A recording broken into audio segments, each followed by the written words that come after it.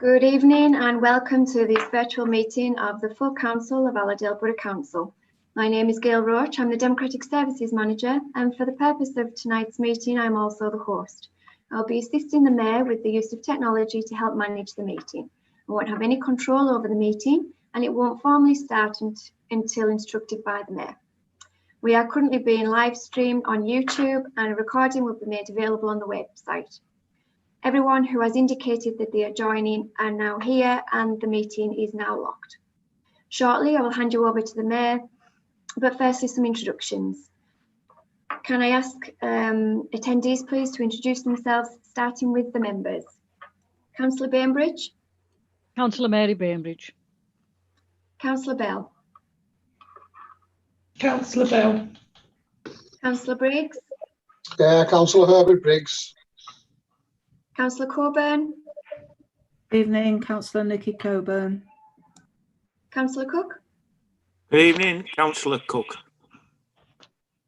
Councillor Crouch.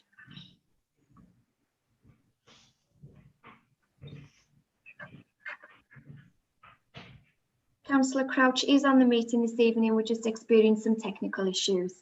Councillor Daniels. Good evening, Councillor Alan Daniels. Councillor Fitzgerald. Good evening, Councillor Marion Fitzgerald. Councillor Gaston. Good evening, Councillor Peter Gaston. Councillor Granger. Councillor Malcolm Granger. Councillor Greeny. Good evening, Councillor Ian Greeny. Councillor Harrington. Councillor Hilary Harrington.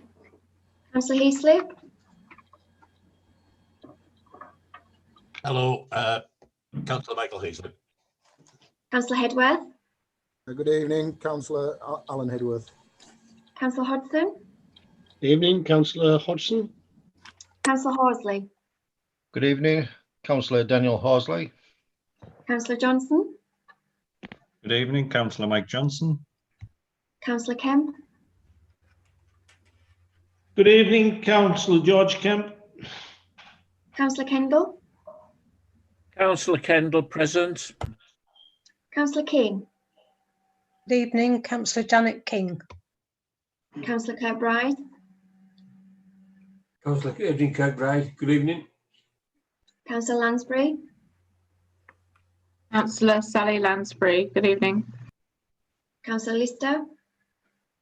Councillor Lister, good evening. Councillor Little. Good evening, Councillor Peter Little. Councillor Lynch. Good evening, Councillor Elaine Lynch. Councillor Maguire. Good evening, Councillor Maguire. Councillor Markley. Good evening, Councillor Tony Markley. Councillor McCarran Holmes. Good evening, Connie McCarran Holmes. Councillor Mumby. Good evening, Councillor Mumby. Councillor Pitcher. Good evening, Councillor Alan Pitcher. Councillor Stanneth. Good evening, Councillor Joe Sandwith. Councillor Sansom. Good evening, Councillor Sansom. Councillor Scott. Good evening, Councillor Paul Scott. Councillor Semple. Good evening, Councillor Andy Semple. Councillor Smith. Good evening, Councillor Alan Smith. Councillor Stoddart. Hello, it's me. Councillor Tyson. Good evening, Councillor Alan Tyson. And Councillor Wilkinson. Good evening, Councillor Wilkinson. Thank you. And now the officers, please. Andrew Seekins. Good evening, it's Andrew Seekins, Chief Executive Officer. Sharon Sewell. Good evening, Sharon Sewell, Head of Governance and Monitoring Officer. Lee Jardine. Evening, Lee Jardine, Democratic Services Officer. Thank you for your introductions. Please can everyone remember to remain on mute throughout the meeting unless you're intending to speak. Can members use the raise hand icon if you wish to speak and only do so when instructed to by the Mayor. When you're speaking, please can you remember to lower your hand down. To vote on items, the Mayor will ask myself to go through each member alphabetically and each member will reply with their name and whether they're for, against or they abstain. I will now hand you over to the Mayor to formally start the meeting. Madam Mayor.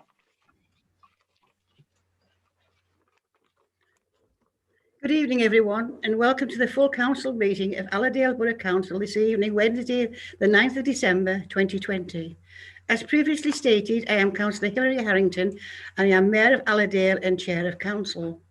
And I will start the meeting with Allerdale Borough Council's motto, Ex Unitat Curique Fortio, which translates to caring and working together by these in Allerdale is made stronger. So go to item agenda 1, to approve as correct the minutes of the council meeting held on the 16th of September 2020. For the purpose of this virtual meeting, I will assume that all members are in agreement with the minutes unless they use the raise hand function to indicate they wish to speak. Can members please indicate now?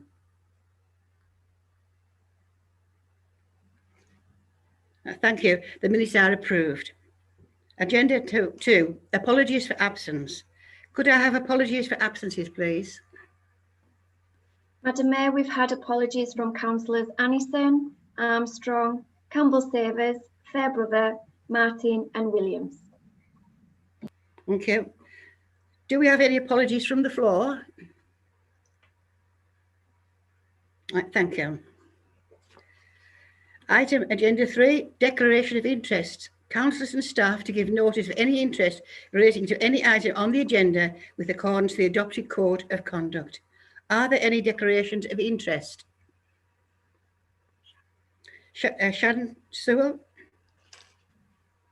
Thank you, Madam Mayor. I would like to declare an interest in agenda item 15 as it affects my role. And for clarification, I will leave the meeting for that agenda item. Right, thank you, Sharon. Item agenda 4, exclusion of the press and public. Are there any items? No, we can move on. Item agenda 5, questions and petitions. To answer questions from the members of the public and from councillors to receive petitions. We have received one question from Councillor Michael Heaslip. Councillor Heaslip, please would you like to give out your question?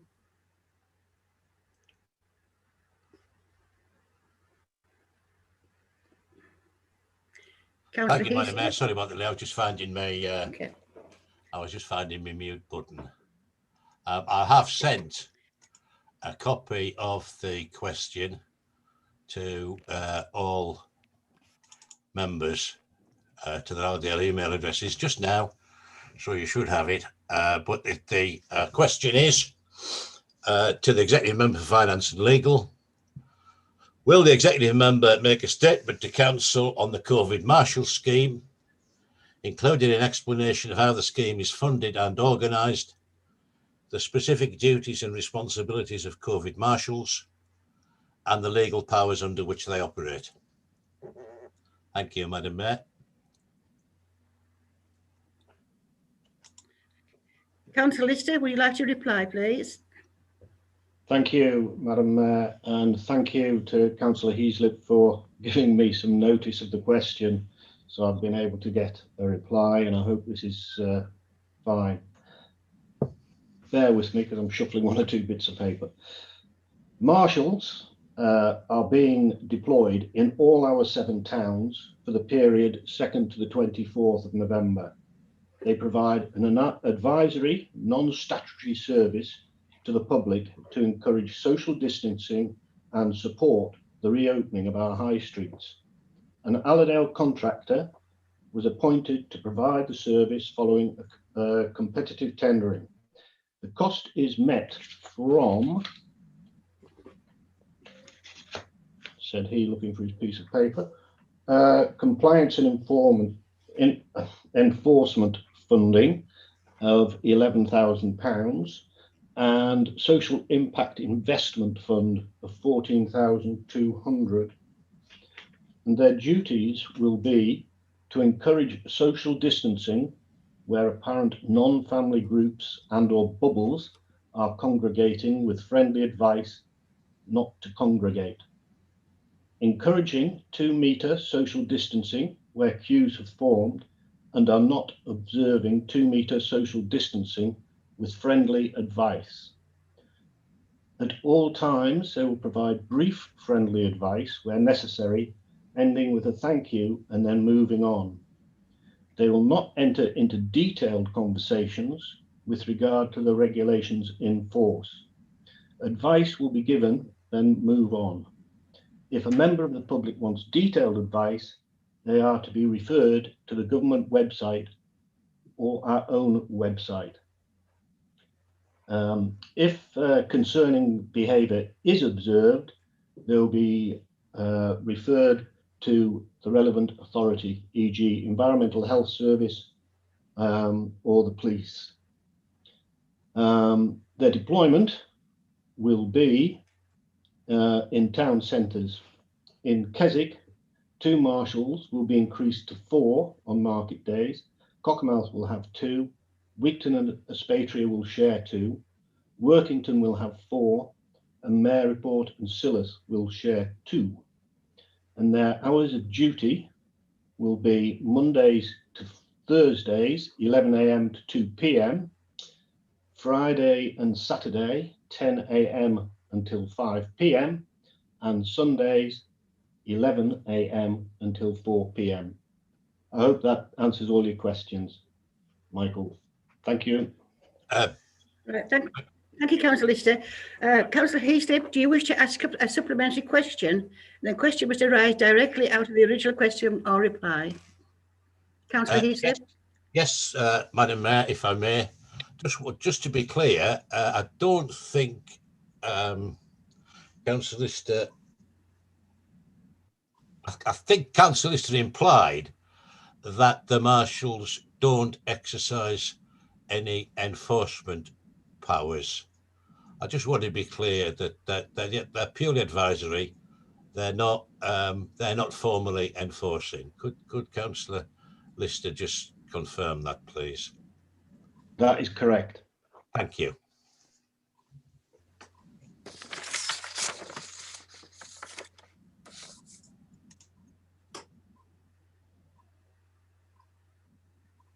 Is that the end of your question, Councillor Heaslip? Yes, thank you, Madam Mayor. Yes. I thank you very much, Councillor Heaslip. Item agenda number 6 is one motion has been received. The maximum time allowed for this item is 30 minutes. All speakers have a maximum of 5 minutes, and the councillor who moved the motion will have a right to reply at the end of the debate. If the mover speaks again on their motion during the debate, we will move straight to a vote. Councillor Peter Little, please can you read out your motion? Thank you, Madam Mayor. I'll read it out now. Given the current situation we all find ourselves in, I am appalled to learn the Chancellor is proposing to impose a cap on 1.3 million public sector workers' salaries at the spending review, whilst MPs are set to receive a pay increase set out by an independent panel. It is welcome news to hear that NHS staff are expected to be exempt, but this is an insult to those in the public sector that have put themselves as much on the front line during this pandemic. Police, refuse collectors, teachers, and the armed forces have been instrumental in the fight against COVID-19. It was only in spring that the government was praising those key workers. Now they are desperate to rebuild the public finances, while many will be struggling financially and feeling that their contribution was worthless. By proposing such a cap, the government is clearly showing a lack of empathy. I therefore ask all members of this council to demonstrate their support of this motion and to ask the government to review any proposed pay freeze to the public sector and to give them the gratitude they so deserve. Thank you, Madam Mayor. Thank you, Councillor Little. Is that seconded? Have we a seconder? Councillor. I'll second that. Briggs? The Councillor Kirkbride. Yeah. Point of order. Councillor Briggs.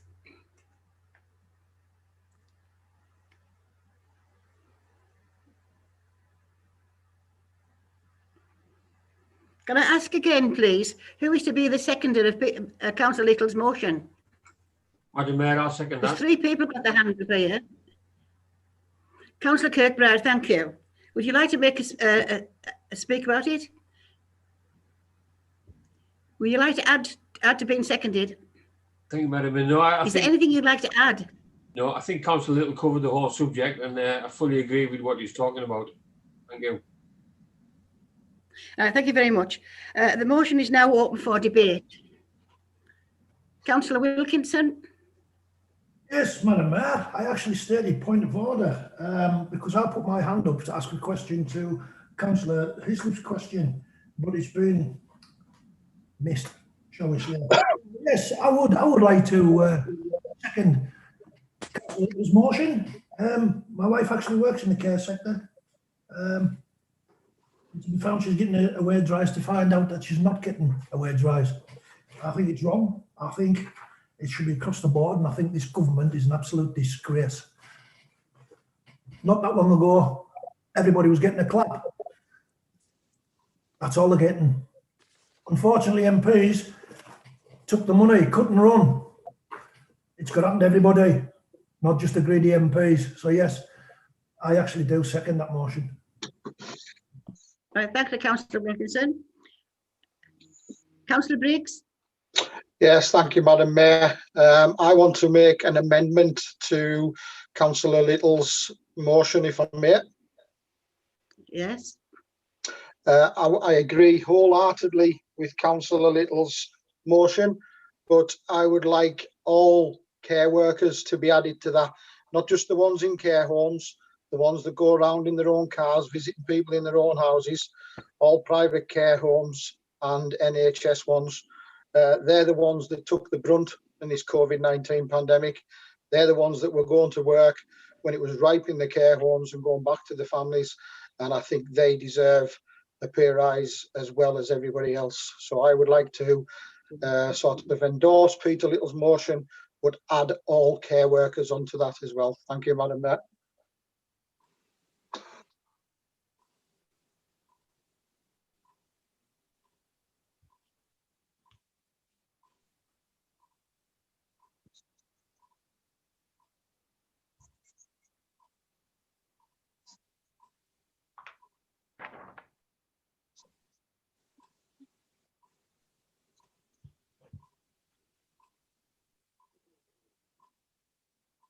Councillor Briggs, have you a seconder for your amendment? I'll second it, Madam Mayor. Right. Right, thank you. So we'll go right to the vote now. Yeah, okay. So the amendment is going to be read out by Sharon. Just a moment, please.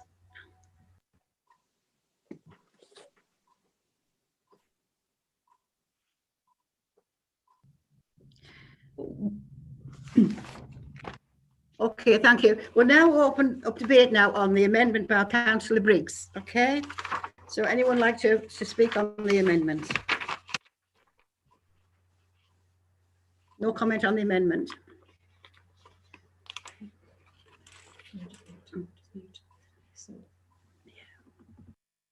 As no comment on the amendment, then if Councillor Little has the right to reply as remover of the original motion before you go to the vote. So you need to ask Peter Councillor Little if he wants to make a comment as his right to reply on the amendment.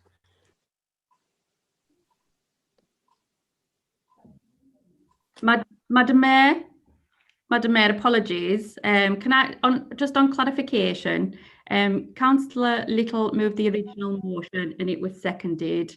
Councillor Briggs has put an amendment in, which I understand from Councillor Little that he would agree to alter his motion.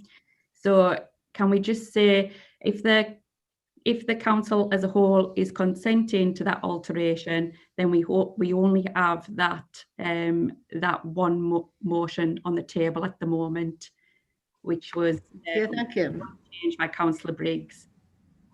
Okay, thank you. And then can Councillor Briggs just confirm his wording that is added, please? Yeah, no problem, Sharon. Exactly the same as Councillor Little's motion, apart from to add all care workers to that, whether they be residential in a home or travelling round the private homes to the elderly. All carers, basically. Thank you. Councillor Briggs. Thank you, Councillor Briggs, on that one. And now we'll open up to a debate.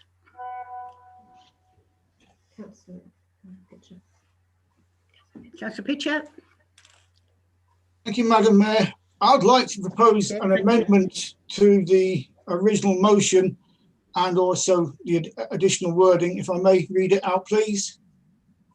Given the current situation we all find ourselves in, recognising the public sector pay freeze for those on over 24,000 plus those working in the NHS, and not forgetting there is a consultation from the Independent Parliamentary Standards Authority on MPs' pay, this council resolves to ask the government and IPSA to freeze MPs' pay to show respect to all public sector employees. Currently, the private sector is in pain. People are losing their jobs, shops are closing, and businesses are going into administration. We need to be aware of this in any debate, especially when you think that most people in different walks of life, private and public, have suffered, and it'll be this way for a long while yet. That's my motion. I'd like to add, just as a footnote, please, that we should all recognise the hard work Allerdale managers and staff have put in.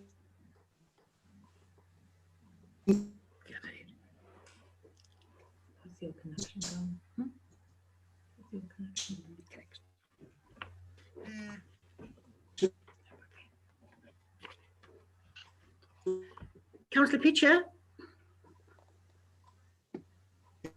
Yes, ma'am. Hello. Councillor Pitcher, can you hear me? I can hear you. Can you hear me? Can you hear me, Councillor Pitcher? I can. Can You hear me now? Yeah, I can. I lost connection then. We lost connection then. Can I ask if you've got a seconder for your amendment on the amendment, please? I do, Madam Mayor. Councillor Tyson, I believe. Okay. Councillor. Yeah. Councillor Tyson. Thank would you you, like Madam to second Mayor. this motion? This amendment? Yes, please, Madam Mayor. I fully support Councillor Pitcher's amendments.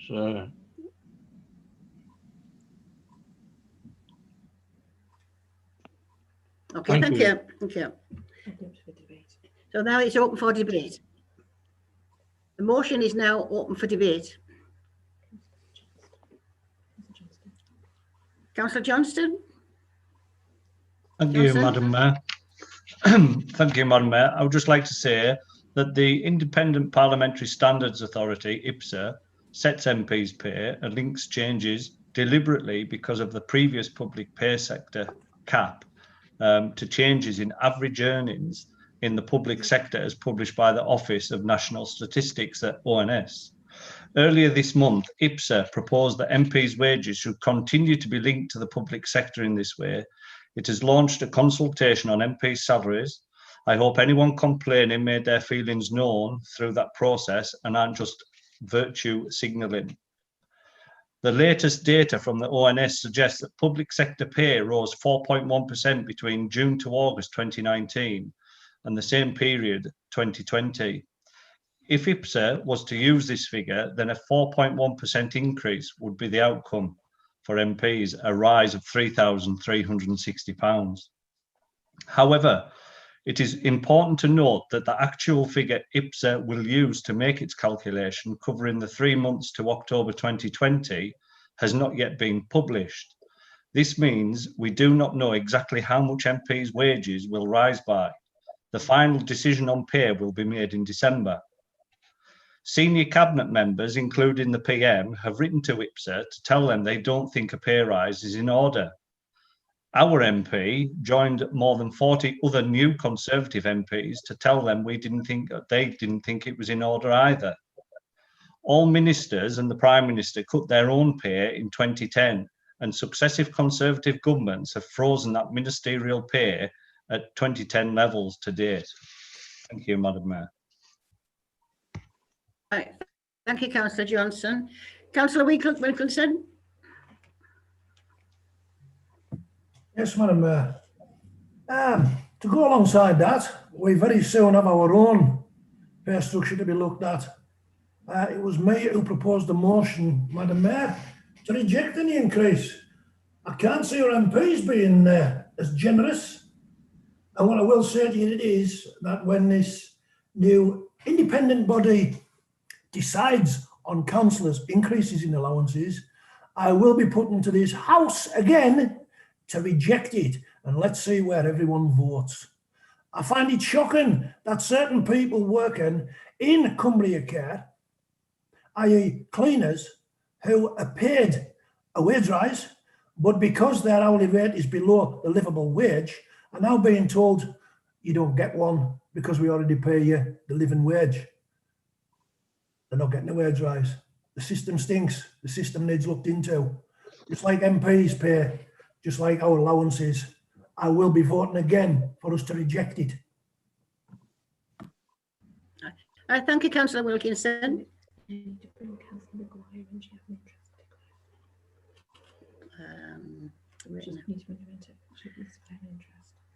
Who was? Councillor Maguire. I can't remember who she's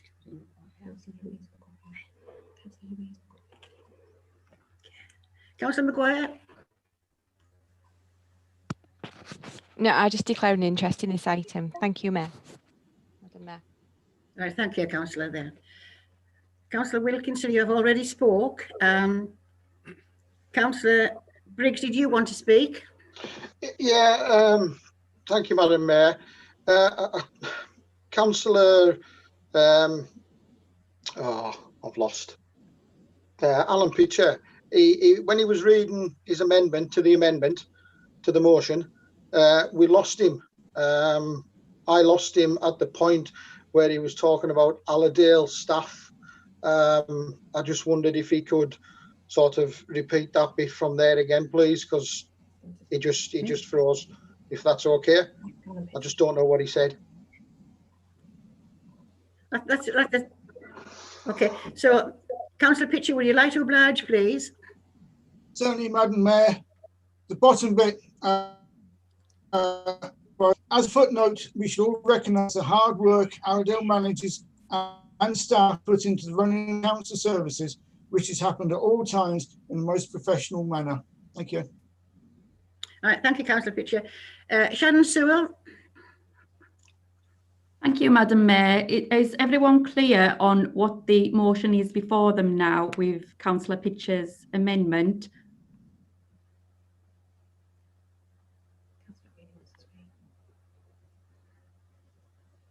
Councillor Greenie. Yeah, could we hear the actual amendment in its entirety, please? It was stop and start all through the actual delivery, if that's okay.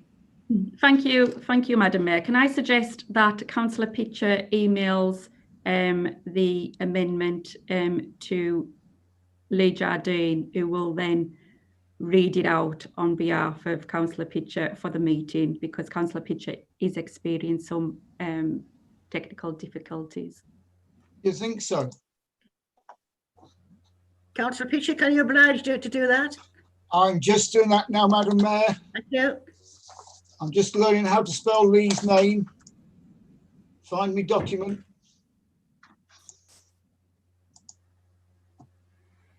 So it's up to Shannon. Gone now. It should be with Lee.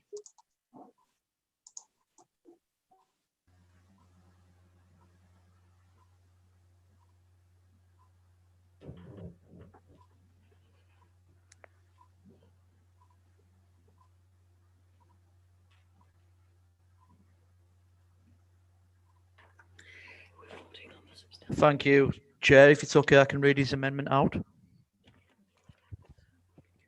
Thank you. Okay. So I'll read it word for word. Given the current situation we all find ourselves in, recognising the public sector pay freeze for those on over £24,000, plus those working in the NHS, and not forgetting there is a consultation from the Independent Parliamentary Standards Authority on MPs' pay, this Council resolves to ask the government and IPSA to freeze MPs' pay to show respect to all public sector employees. Currently, the private sector is in pain. People are losing their jobs, shops are closing, and businesses are going into administration. We need to be aware of this in any debate, especially when you think most people in different walks of life, private and public, have suffered, and it'll be this way for a while yet. Councillor Pitcher also mentioned a footnote. Councillor Pitcher, if you can indicate whether you'd like me to read that. Okay, so as a footnote, we should all recognise the hard work Allerdale managers and staff have had to put in to running this council services, which has happened at all times in a professional manner. And if Councillor Pitcher can just confirm verbally that that was his motion. That was my motion, Lee. Thank you. No, Ian Greeny wants to speak. He's already spoken. I think it's just his hand. Councillor Greeny. Councillor Greeny. Yeah. You've got your hand up to speak. You've already spoken on this motion. I haven't spoken on You've the already motion. spoken. I haven't spoken on the motion. I asked to hear the motion because it wasn't heard. Oh, sorry. So you heard that correctly then? It's Yes, quite okay on that one. So the motion. Now take a vote on the motion by roll call of the amendment. Madam Mayor, can vote on the amendment. Apologies, Madam Mayor. Councillor Greeny still had his hand up to speak. Okay, I apologise for that, Councillor Greeny. Would you like to speak now? Yes, please. I was looking at both of the motions, and there is a significant difference between the two. Councillor Little's is all about the proposal with regards the pay freeze for the public sector, where Councillor Peaches is about the pay freeze for the actual MPs. And I would like to point out there is a significant difference between those two motions for the members. Thank you. Thank you, Councillor Greeny. Can I? So members need to now vote on the amendment. So now can we take a vote on the amendment, please?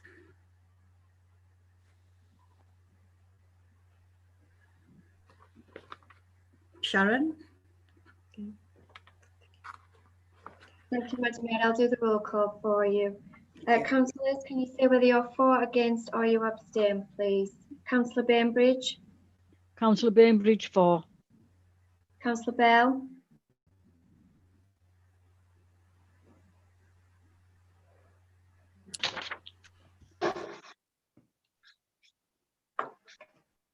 Councillor Bell? No, I'll come back. Councillor Briggs? Councillor Briggs, against. Councillor Coburn? Councillor Coburn, against. Councillor Cook? Councillor Cook for. Councillor Crouch? Councillor Crouch for. Councillor Daniels? Councillor Daniels for. Councillor Fitzgerald? Councillor Fitzgerald for the amendment. Councillor Gaston? Councillor Peter Gaston against.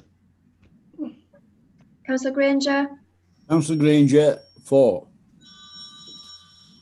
Councillor Greeny? Councillor Greeny against. Councillor Harrington? Against. Councillor Heaslip? For the motion, for the amendment. Councillor Hedworth? Councillor Hedworth for the amendment. Councillor Hodgson? Councillor Hodgson for the amendment. Councillor Horsley? Councillor Horsley against the amendment. Councillor Johnson? Councillor Johnson for the amendment. Councillor Kemp? Councillor Kemp against the motion. Councillor Kendall? For. Councillor King? Councillor King against. Councillor Kirkbride? Councillor Kirkbride against. Councillor Lansbury? Councillor Lansbury for the motion. Councillor Lister, Councillor Lister for. Councillor Little, Councillor against. Councillor Lynch, Councillor Lynch for. Councillor Markley, Councillor Markley for the motion. Councillor McCarran Holmes, For. Councillor Mumby, For. Councillor Pitcher, Councillor Pitcher for. Councillor Staneth, Councillor Sandwith against. Councillor Sansom, Councillor Sansom against. Councillor Scott, Councillor Scott against. Councillor Semple, Councillor Semple for the amendment. Councillor Smith, Councillor Smith for. Councillor Studdert, For. Councillor Tyson, Councillor Tyson for the amendment. and Councillor Wilkinson. Councillor Wilkinson against the amendment. And just go back to Councillor Bell, please. Councillor Bell for the amendment. Thank you.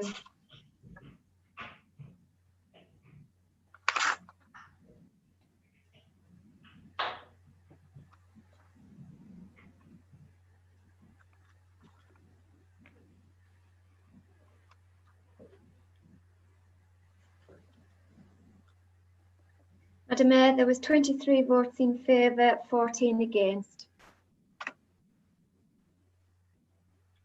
Okay. Right. The amended motion is now the substantive motion, is open for debate and any further amendments. Councillor Semple, would you like to speak? Thank you, Madam Mayor. I'd like to propose an amendment to the motion, to that amendment, please. Okay. Have you got a seconder? I do. Councillor Bell? Apologies, Madam Mayor. If Councillor Semple has an amendment to what is now the substantive motion, does he want to read that out? Councillor Semple, would you like to read out your amendment to the amendment? I said, well, thank you, Madam Mayor. So I propose that it reads, the government says that a pay freeze is necessary to ensure fairness between the public and private sectors. But this, in fact, is a cynical act of division instead of uniting the UK behind a national effort to fight the economic and health crisis we face. There is also a hollow promise that people who earn less than £24,000 a year will get a pay rise of at least £250. But payments will fall on cash-strapped councils, and it is also unclear how the lowest paid in the care sector will be reached. This council therefore instructs the Chief Executive to write to government to clarify how the guarantee for the lowest paid will actually ensure that all workers in the lowest paid sectors, key people who are the foundations of the fight against COVID, will be achieved. Thank you. Right, thank you, Councillor Semple. Have you a seconder, please? Yes. Councillor Lynch? Yeah, I would like to second the motion. This isn't fairness at all. Many public sector workers are the lowest paid in the country and doing some of the hardest work to help people and all of us who need their help. Clapping on the doorsteps for our key workers showed our appreciation of everything they've done over the last 9 months. But clapping doesn't pay the rent or the mortgage or feed your family. It's not clear how the £250 for the lower earners will be funded or whether all those eligible will be rewarded. It sounds like another empty promise from a government who have given billions in contracts to their Tory cronies. Right. Thank you, Councillor Lynch. We're now open for debate. Councillor King? I'm very sorry, I lost connection for the whole of that. Is it possible to email me a copy, please? That will be arranged for you, Councillor King. Yeah. Madam Mayor, I've done it. I've emailed it to all councillors. Right. Right. Thank you, Councillor Heaslip. Thank you. Okay. Councillor King, is that fine? That's okay.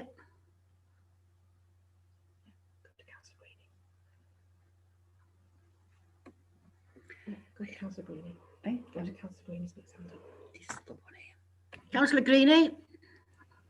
Yeah, thanks, Madam Mayor. Thank you, Councillor Semple. I would just like to say that I fully support the amendment. I think it focuses on the most needy, people who have been at the forefront of the pandemic, and I think that's what's needed, really. So I would just like to say, yeah, I'm in favour and I support the amendment. Thank you very much. Right. Thank you, Councillor Greenie. Councillor Johnson.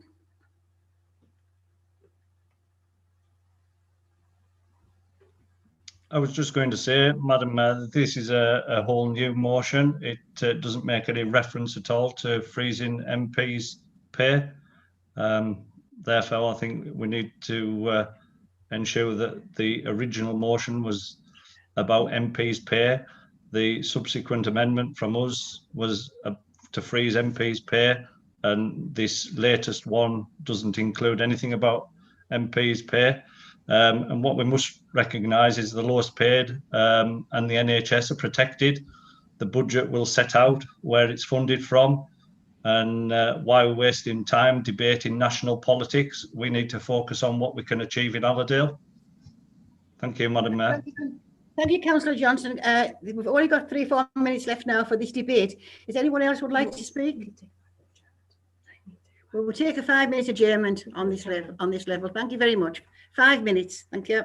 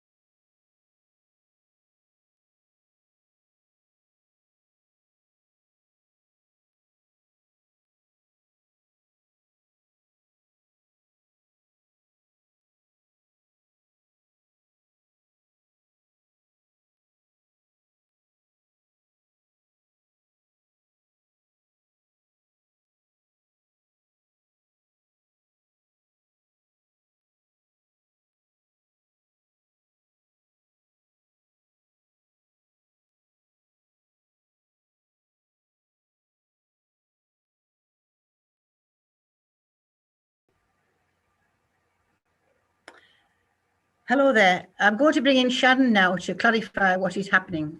Thank you. Sharon, would you like to come in, please?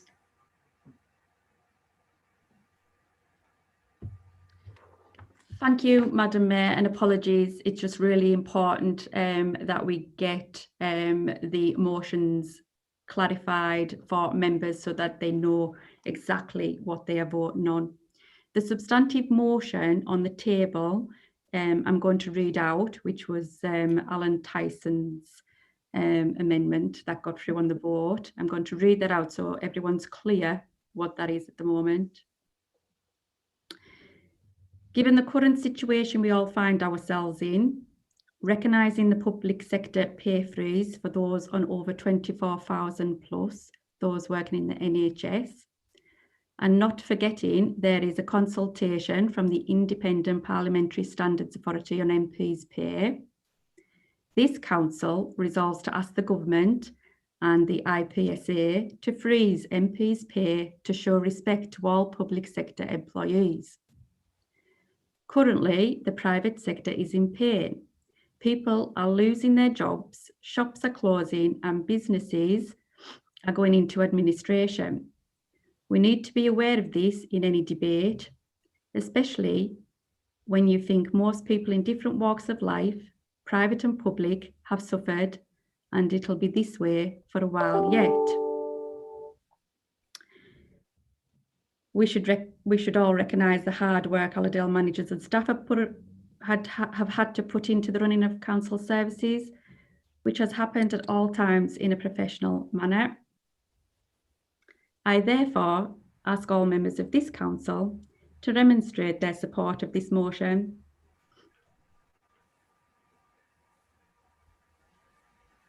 So that's what we have in front of us, and that's what's been seconded and voted on. Councillor Semple was looking to make an amendment, but that was to the original motion and not the one that's on the table now. However, I understand that, so that wasn't an amendment to the motion in front of us. However, I understand that Councillor Heaslip would like to make an amendment to the motion in front of us. Councillor Heaslip.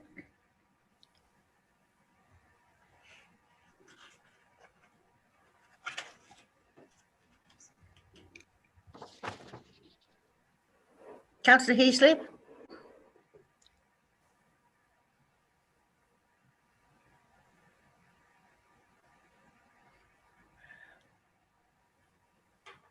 Can you hear me, Councillor Heaslip?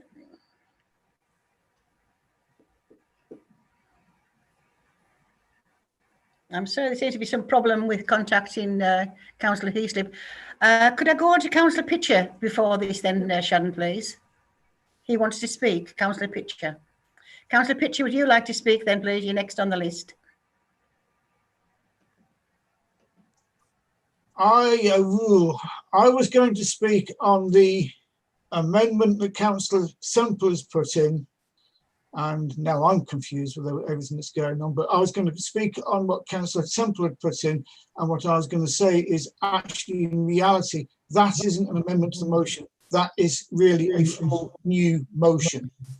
It's not, it doesn't bear any resemblance to the previous one, whether it be mine or the original, and actually I don't think it is an amendment, so it should be classed as a full new motion, which should be for another meeting. Quite honestly. Right. Thank you, Councillor Pitcher. Councillor Heaslip, can you hear me now? Yes. Before Councillor Heaslip comes in, just for confirmation, yes, Councillor Semple's wasn't an amendment to the motion now in front of us that I've just read out. So it isn't classed as an amendment, so it won't be going forward. However, I understand that Councillor Heaslip would like to make an amendment. It was following discussions with Councillor Semple on the amendment in front of us now, on the motion in front of us and on the table at this meeting, which is the one that I've just read out. Yes, thank you, Shannon. On that one. Councillor Heaslip then, please. Thank you, Madam Mayor. Sorry, I couldn't hear because my, for some reason, my sound had gone off, but it's back on now. The intention of Andy Semple's amendment was to add to whatever was on the table at that point, which was, as I understand it now, the substantive motion following Councillor Pitch's amendment. I have to say I find Councillor Pitch's argument a bit strange to follow, because if his amendment was accepted, because it didn't talk about the original motion but talked about MPs' pay. If that was accepted, then Andy Semple's amendment is actually more in line with the original motion, because it talks about a pay freeze for public sector workers and low pay to public sector workers. So I would suggest, Councillor Pitch, you can't have it both ways. Thank you, Councillor Your amendment's out of order, then his was as well. Thank you, Councillor Heaslip. Do you have an amendment to the motion on the table? The amendment that we wanted to propose to the motion on the table was simply to add the words at B on the document that was circulated. The amendment would be to add to Councillor Pitch's current substantive motion the words, the government says that a pay freeze is necessary to ensure fairness. And I think that does relate to Councillor Pitch's amendment, because he amended motion because he refers to pay freeze and particularly to MPs in that context. So I think it's relevant. The government says the pay freeze is necessary to ensure fairness between the public and private sectors. But this, in fact, is a cynical act of division instead of uniting the UK behind a national effort to fight the economic health crisis we face. There is also a hollow promise that people who earn less than 24k will get a pay rise of at least £250, but payments will fall on cash-strapped councils. It is also unclear how the lowest paid in the care sector will be reached. I think that point's been made before as well. The council, therefore, instructs the chief executive to write to government to clarify how the guarantee for the lowest paid will actually ensure that all workers in the lowest paid sectors, key people who are the foundation of the fight against COVID, will be achieved. So it's those words there that are the amendment that we're now proposing to Councillor Pitch's substantive motion, because the words at the top of the thing I circulated about delete all contact after and insert instead are now yours, because that stuff's already been removed by Councillor Pitch's amendment.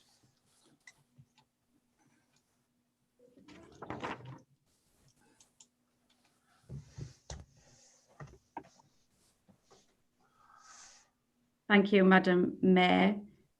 I'm going to have to pull that together and read that out for members, and then see if we've got a seconder. Now, this is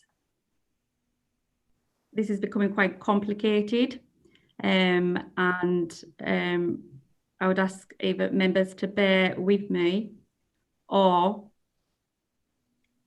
we could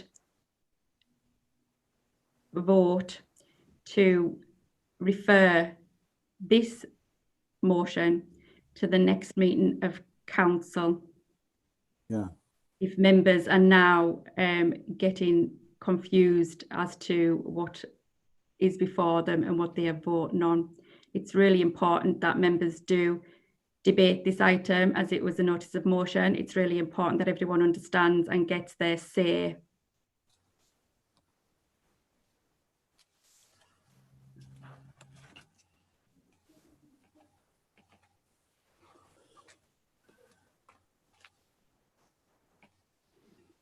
Apologies, Madam Mayor, you're on mute. Sharon, I'd like a clarification. Would this have been more simple if it's been two separate motions rather than trying to combine it into one? It appears to me it's two motions here. We have what we have on the table, Madam Mayor. Yes, Madam. And this is the problem, I think. This is the problem, yeah. Thank you.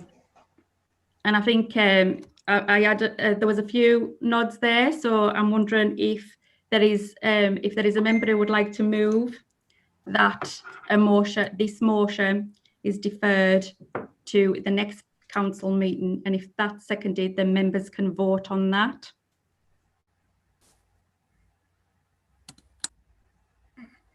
Nobody's looking. Right. Councillor Greeny, your hand's gone down.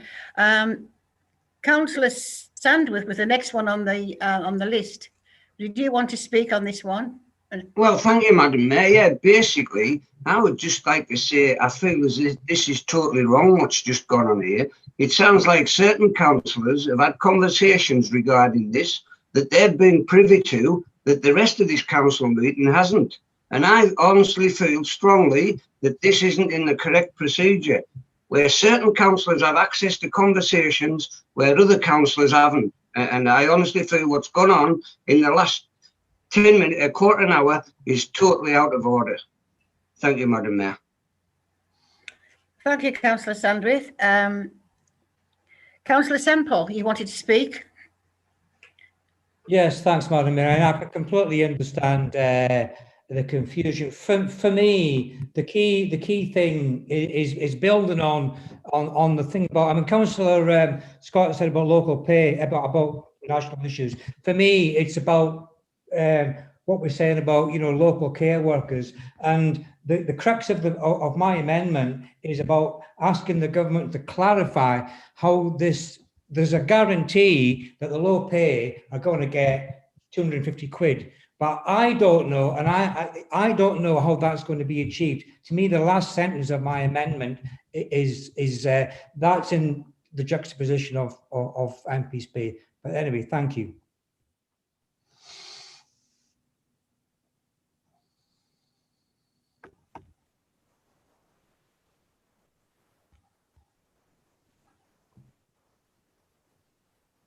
Can I just clarify, Councillor Fitzgerald, did you have your hand up?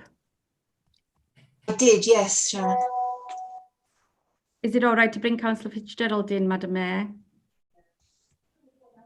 Henry, you're on mute. We were going to see if there was a mover for an adjournment of this item. I apologise. I was having a problem with the equipment then, Shannon. Yes, of course, Councillor Fitzgerald, you can speak. Thank you, Madam Mayor. Can I propose then that under section 4:2010 of the Constitution, paragraph E, that we adjourn this debate? Because if we are going to spend a long time, as we have done this evening, discussing national policy, which I perhaps don't think is the best use of our time when we have so many local issues, I think it might be better if we took this into the next meeting where we come to it prepared and all understanding. I do feel that some of the things that we've been asked to vote on this evening have been a little bit too focused, shall we say, on MPs' pay being frozen on the one side, which I happen to agree with, and public sector workers on the other. Everybody has suffered in this pandemic, and I think we really need to be more inclusive in our conversations. But can I move that it is adjourned for now, please? Right. Thank you, Councillor Fitzgerald. Have you got a seconder for that? I'll second that. Right, thank you. Now go to. I think if we now pass to Gail for the vote on that, Madam Mayor. So Gail, would you like to take over, please?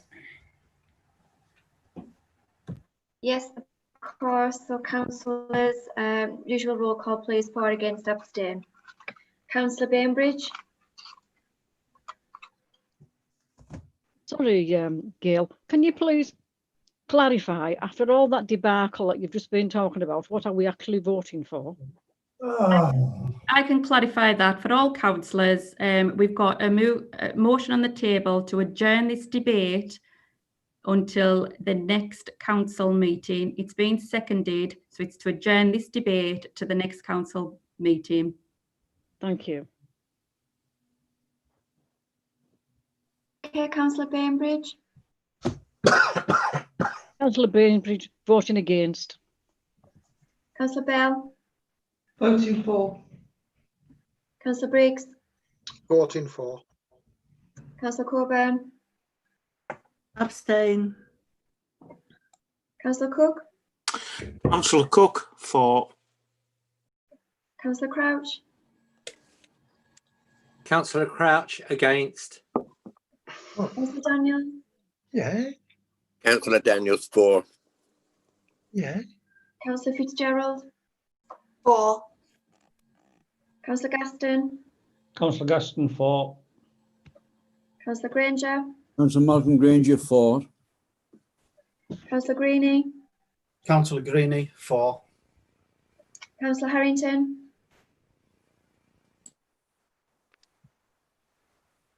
Councillor Harrington. For. Councillor Heaslip. Against. Councillor Hedworth. Councillor Hedworth, for. Councillor Hodgson. Councillor Hudson, for. Councillor Horsley. Councillor Horsley, for. Councillor Johnson. Councillor Johnson, for. Councillor Kemp. Councillor Kemp, for.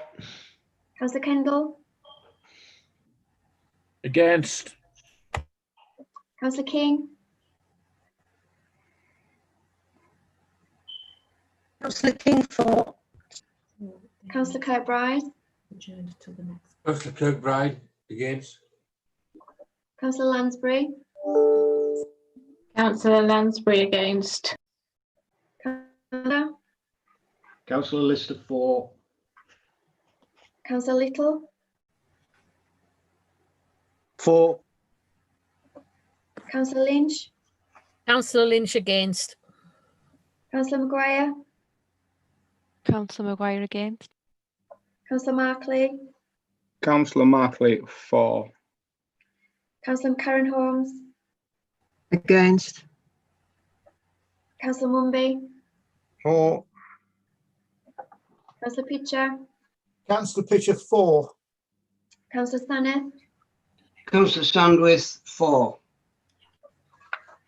Councillor Sansom. Councillor Sansom, for. Councillor Scott. Councillor Scott, for. Councillor Semple. Councillor Semple, against. Councillor Smith. Councillor Smith, against. Councillor Stoddart. Definitely for. Councillor Tyson. Councillor Tyson, for.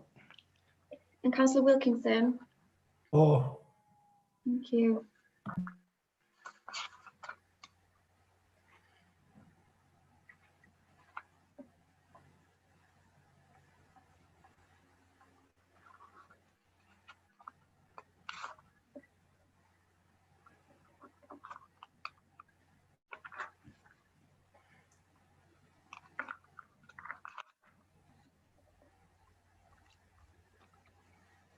Madam Mayor, there is 26 votes for, 11 against and 1 abstention. Right, thank you, Gail. So just to clarify there, we have 44 this motion to go on the next full council meeting, which is due in March. So we're all clear on that one. It has been deferred until then. Thank you. Madam Now Mayor, go on can I to, sorry? I'm just Yes, to clarify, sorry, Madam Mayor, for members, the next council meeting's in January. Oh, sorry. I do apologise for that. As I say, as we just heard, January. Thank you. Now move on to item 7, councillor speeches. To hear speeches from individual members on a local issue of the members' ward, and no speeches have been received. Announcement from the Mayor and leader of the paid services. My engagement can be found on page 17, which obviously are still quite limited because of the pandemic. But I'd just like to bring in on a lighter tone on this one.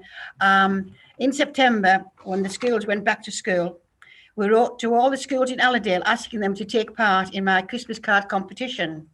We received a staggering 1,324 entries from 26 schools. This was 500 more entrants than last year, and 7 more schools entered compared to last year.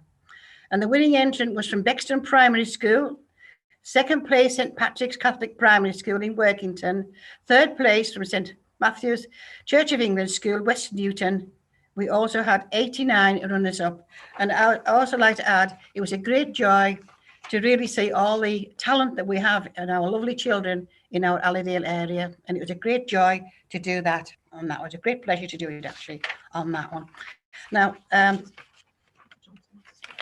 Councillor Johnson. Thank you, Madam Mayor. I would just like to thank all members for the contributions at the full council held on the 23rd of November. It was a good debate and we considered the opinions put forward in advance of the decision at the executive meeting on the 25th of November. At that meeting, we agreed that we would submit a proposal for a 2-unitary council in Cumbria, with our preferred option being a creation of a new council on the footprint of Allerdale, Copeland and Carlisle councils, and Eden, Barrow and South Lakes forming the other authority. I'm pleased to confirm that this proposal has been submitted to government and is available on our website. I want to thank the members of the Local Government Reorganisation Cross-Party Working Group for their time and commitment to the process. It really is appreciated. And I also want to thank the officers and the team from KPMG for turning a quality piece of work around so quickly. Thank you, Madam Mayor. Thank you, Councillor Johnson, on that one. Okay. Are there any further announcements? Now we'll have a 10-minute break now before we go on to the portfolio holders update on that one. So just 10 minutes relaxing. Thank you. We'll be back in 10 minutes.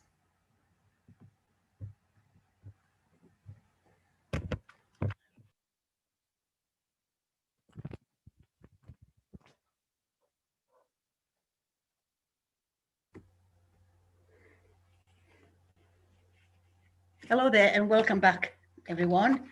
We're on item number 9, which is the portfolio holders, and the time allowed for this is 30 minutes, and any extension is at my discretion. Councillor Johnston, please, to move the reports. Thank you, Madam Mayor.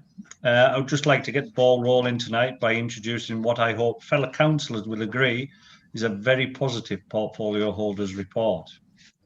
I'm delighted to report that 2 key recognition or regeneration programmes in Maryport and Workington are progressing well, with a number of exciting plans in development. In fact, this week we've seen the start of work to develop the land next to the leisure centre in Workington into an events and activity area. This is part of an accelerated programme, and we hope to hear whether we have been successful with our bid to the Towns Fund or other projects in the town soon. A key element of our towns are the businesses that operate and create employment within them. So as the owner of a small business myself, I'm also proud of the work the council is doing to support our businesses in this borough. We're creating new support networks for businesses across the district, and we continue to distribute grants successfully to those businesses that need it. Just as importantly, however, I am pleased to note that we've been able to increase our local spend with Cumbrian suppliers too. As a local council, one of the best ways we can support our local economy is to keep our spend local, so I'm delighted to see that figure increasing. I'll be happy to take any questions, Madam Mayor, and each portfolio holder will give a brief overview of their reports. Thank you.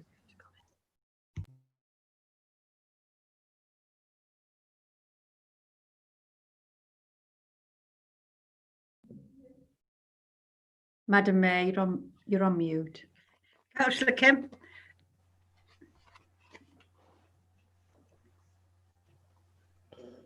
Sorry, Madam Mayor, I would like to raise my hand later. Sorry about that. Okay. Okay. Councillor Smith. Good evening, Madam Mayor. Thank you. I'd like to ask Councillor Johnson a question on his portfolio report. It's 4.1, Councillor Johnson. I'd like to thank you as a leader of the council and the executive for adopting most of the last administration's plans for the towns board fund. I think it's a good way forward. But on a more serious note, what are you doing as a leader? What are the executive and the officers doing regarding the state of now of the town centre in Workington? This is the main trading area for Allerdale, and we've now got the announcement about Debenhams being going into receivership. We've lost some big names like Lord Ashley, to name 2. What work are you doing now to stop the downtrend in shopping in Workington, which is like I said before, the main shopping area. And more importantly, is that Debenhams is the anchor store for that town centre.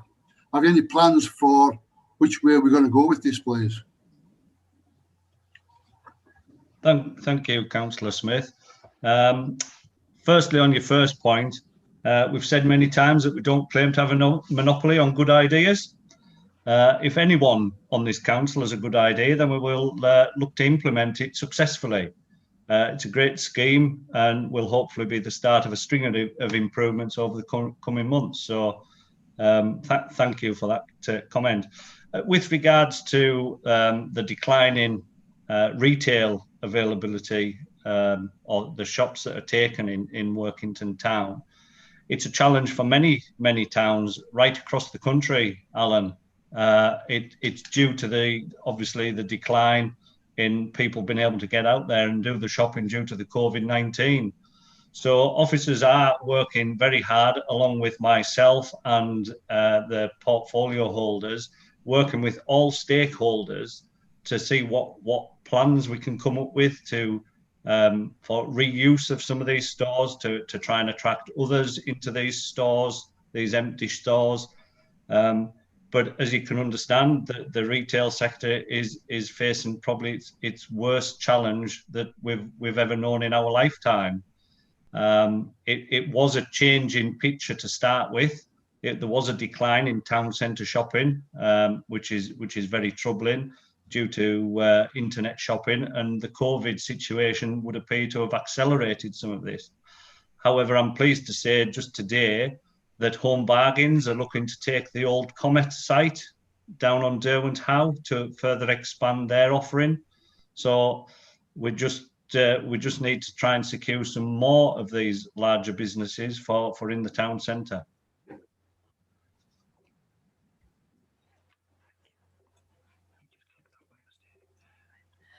Thank you, Councillor Johnson.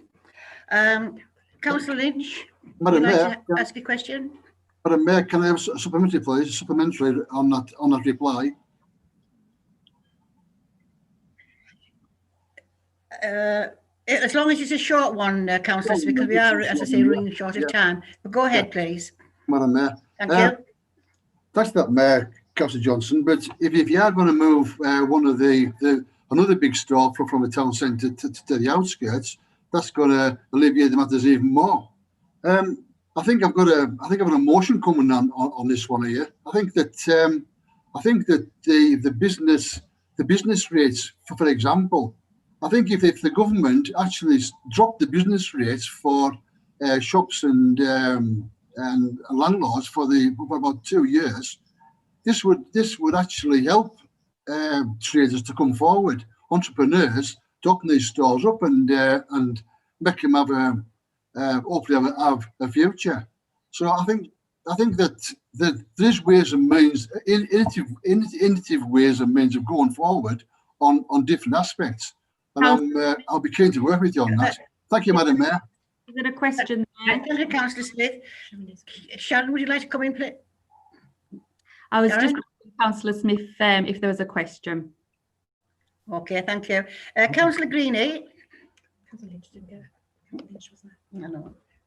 Yeah, Madam Mayor, can I reply to Councillor Smith before we take the question from Councillor Greenie? As long as it's a brief reply, Councillor Johnson, please. Yes, it is. Councillor Smith, we do work very closely with the shop occupiers to assist them with business rate relief. We have done with such as Debenhams before they got to this latest crisis situation. So we're acutely aware of what we need to do, and we are doing it as and when it arises. Thank you, Councillor Johnson. Councillor Greenie. What about Councillor Lynch? Sorry?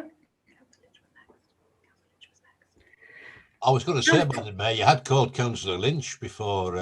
Yes, and I do apologise. I was just coming to you that I've been reminded that by Councillor Lynch. I do apologise for you. Would you please ask your question?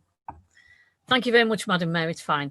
I'd just like to ask Councillor Johnston, on your portfolio part 4.12, you talk about the improvements to Allerdale House. Who is moving into the top floor of Allerdale House, please?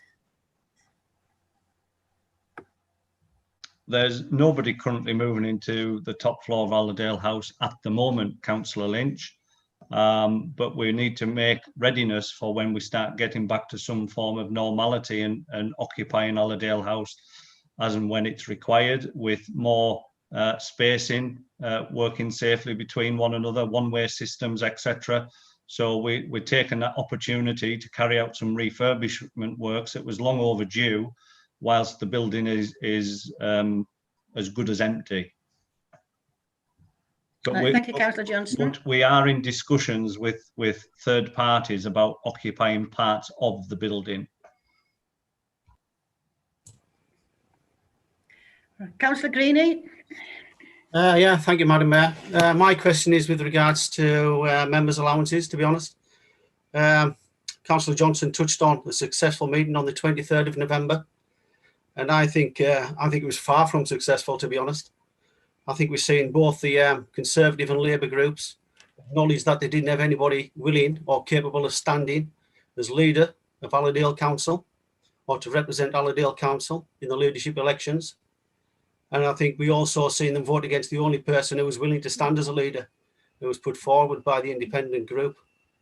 I think at this crucial time to have a council or a leaderless council is a shocking state of affairs, and to see the two main political groups vote for a leaderless council just isn't acceptable for me.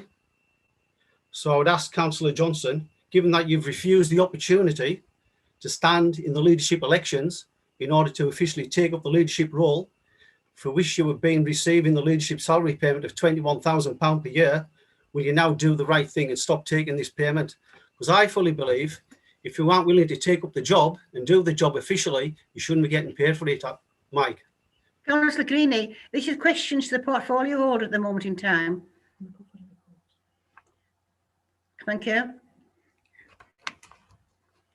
Councillor Semple.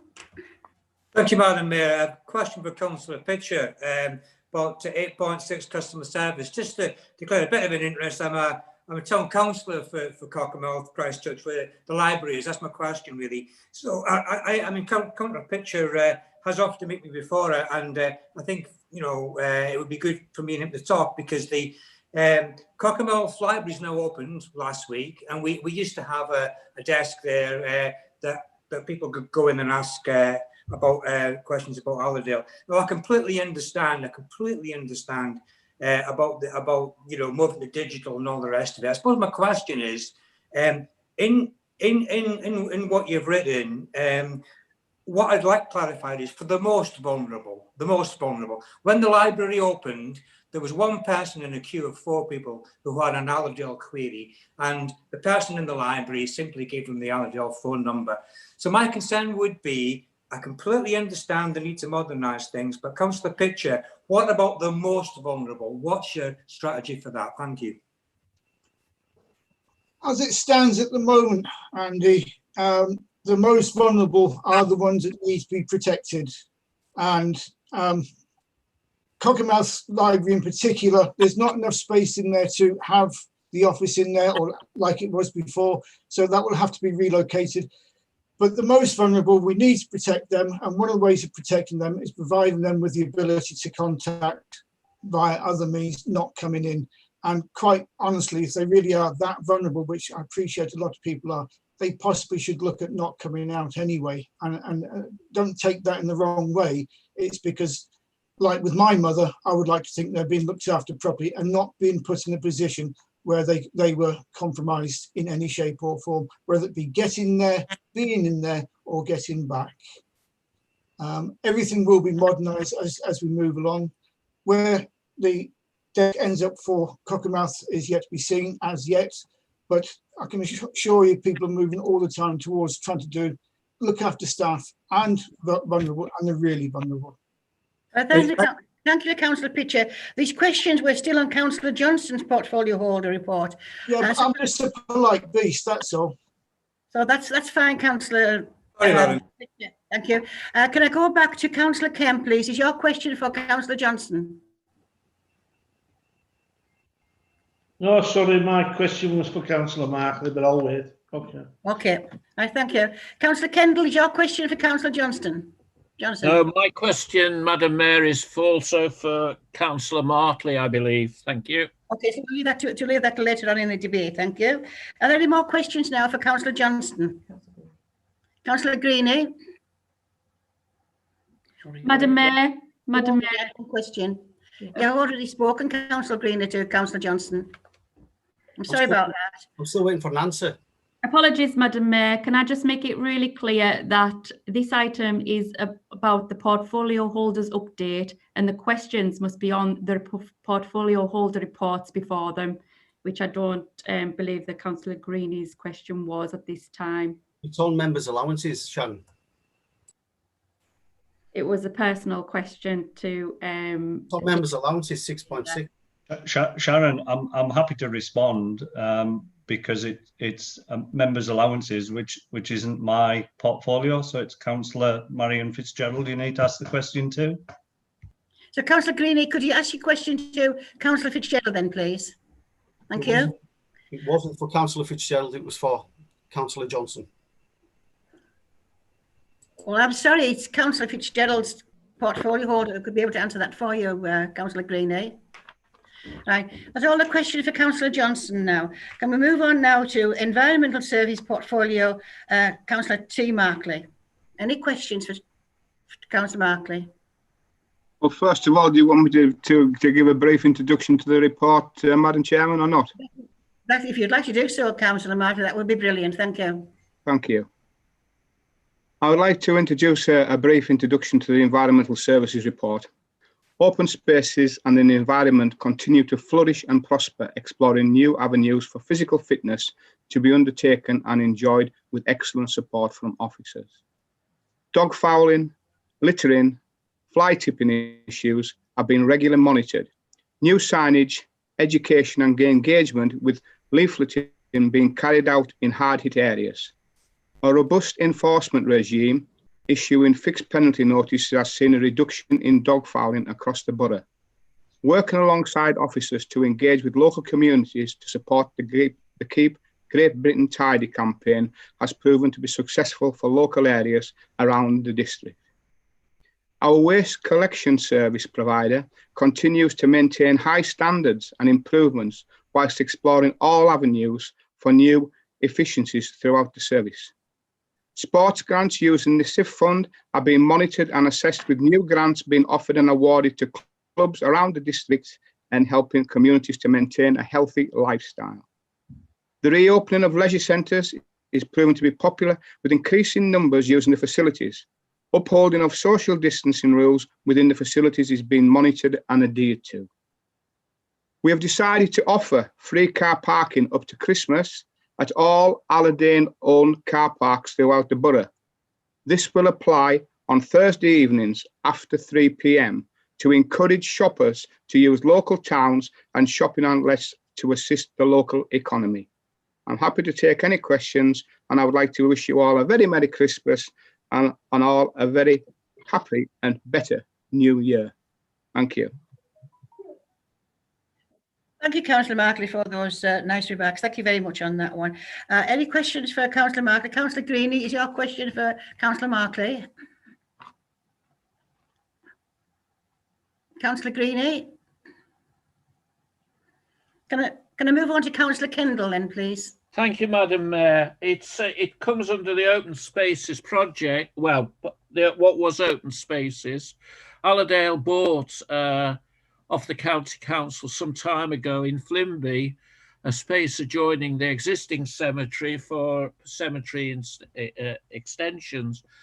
Through the Town Council and through various people that have actually bought plots and had people interned in this new part, there's been a real outburst of the lack of footpaths, the way the ground is maintained. I came and I spoke to the early part of, I think it was around about June time, to the Scrutiny on behalf of the Town Council. I arrived at Scrutiny with quite a number of members of the public, along with the County Council for that area and the Town Councillors. We've had an undertaking on the small budget that Ruth has got to actually do some work in planting and create a bench. But the underlying thing is we need the paths extended, something like about 40 foot. We're not talking a great deal of path. We indicated that possibly if they came up with costs, maybe the town council would go into partnership. This was referred from Scrutiny in the presence of members of the public, that this would be passed on, I would think, to property services. We're still waiting for a response back at the town council to get these footpaths. We're getting complaints about the state of bogginess when people have to go to funerals and interments. It isn't ideal, and we really need to treat upgrading of the footpath to this area with a certain amount of agency. Like I say, we're quite prepared as a town council to look at the costs and maybe do a partnership on the cost on this. All I would ask is Councillor Martley to, thank you, Councillor Kendall. To ask. Would you ask your question, please? I'm asking. Ask the question. If you will ask property services to get it costed, to see whether we can move on and get the footpath finished in this area. Thank you. Thank you, Councillor Kendall. Councillor Briggs. Yes, thank you, Madam Mayor. Hang on. Would you like to answer that? Or not, Madam I think Chair? we'll allow Councillor Markley to very brief reply. Yeah, thank you. Thank you very much. Yes, thank you very much, Councillor Kendall, for your question. I will ask officers who I'm sure will be listening to this today to look into this, investigate into it, and get back to you with some issues. And I'm quite happy to take this up with officers and find out what. Thank you very much, Councillor. Thank you. Thank you, sir. Much obliged. Thank you, Councillor Markley. Councillor Briggs, would you like to come in, please? Yes, thank you, Madam Mayor. My question's for Councillor Markley, but before I do that, I'll send them Christmas wishes right back at you, Councillor Markley. Item 5.2, sports grants. In your report, you say 30 applications were made and 14 have been successful. Does this mean that 16 have failed, or those 16 are still to be assessed? And would it be possible for all councillors to be informed of both successful bids and unsuccessful bids, as councillors may be able to assist and support these clubs if support is needed? As a football secretary myself in the National League system, I know of other avenues which may assist others and help them to get grants. As we all know at this time, grants are important. Thank you, Madam Mayor. Councillor Markley, would you like to reply? Thank you, Councillor Briggs. Yes, I'm sure it says in my report of 5.3, it does actually say that others are being assessed. So I'm sure that people or members and clubs will find out if they've been successful or unsuccessful. But I can ask officers to get back to you on that actual one if you would like to inform officers which one it is. But I'm sure they're all continuing to be assessed and grants have been issued out to clubs. Thank you, Councillor Markley. Excuse me, Madam Mayor, can I just clarify that I was asking if Councillor Markley could inform us of all clubs that have been successful or unsuccessful, so we as councillors may be able to help them. As I said, I know of other avenues through the FA that might help other clubs, whether it be football, rugby or whatever. I can get that information now to you, Councillor Briggs. I couldn't tell you them all offhand. I know a few of them, but not them all offhand. So it's only relevant to get the up-to-date details out to you, which is quite correct, and it keeps you informed so you can continue on getting your grants. Okay, thank you. Thank you. Thank you, Councillor Markley. Thank you. Councillor Kemp, a question for Councillor Markley.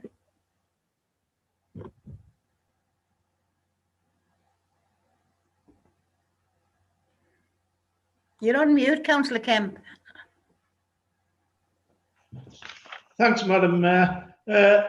Can I thank Councillor Markley for his response to my question to Council on September 16th regarding our leisure providers, GLL, Greenwich Leisure Limited. Thanks for Councillor Markley's admission that GLL were given a 40,000 hardship grant and their management fee paid in full since March, even though most GLL staff were on furlough. I am very disappointed that Allerdale Borough Council continue to support a contract with Greenwich Leisure Limited. Why are Allerdale Borough Council ratepayers subsidising a company with a flawed business model that is based on minimum wage, 0-hour contracts, and is currently asking their workforce to take a 6-month unpaid work break, with a promise of a return to a guaranteed job in spring? I think under these conditions, you know, nobody can promise any work in spring anywhere. GLL have a £300 million turnover. They have a chief executive on £200,000 salary per year, yet they have asked employees to take a 6-month unpaid career break. Why do we continue to support this unethical business? This company continues to milk local authorities nationwide with bailouts into millions. Currently, you can read on social media that Cardiff has just bailed out their leisure centres to the tune of £1 million, Greenwich Leisure 800,000, Tower Hamlets 400,000, to name just a few. Even Unite Union, one of Britain's largest unions, have launched a blistering attack on GLL's failed business model. I call on this council to thoroughly investigate this company's operations and break ties before it's too late.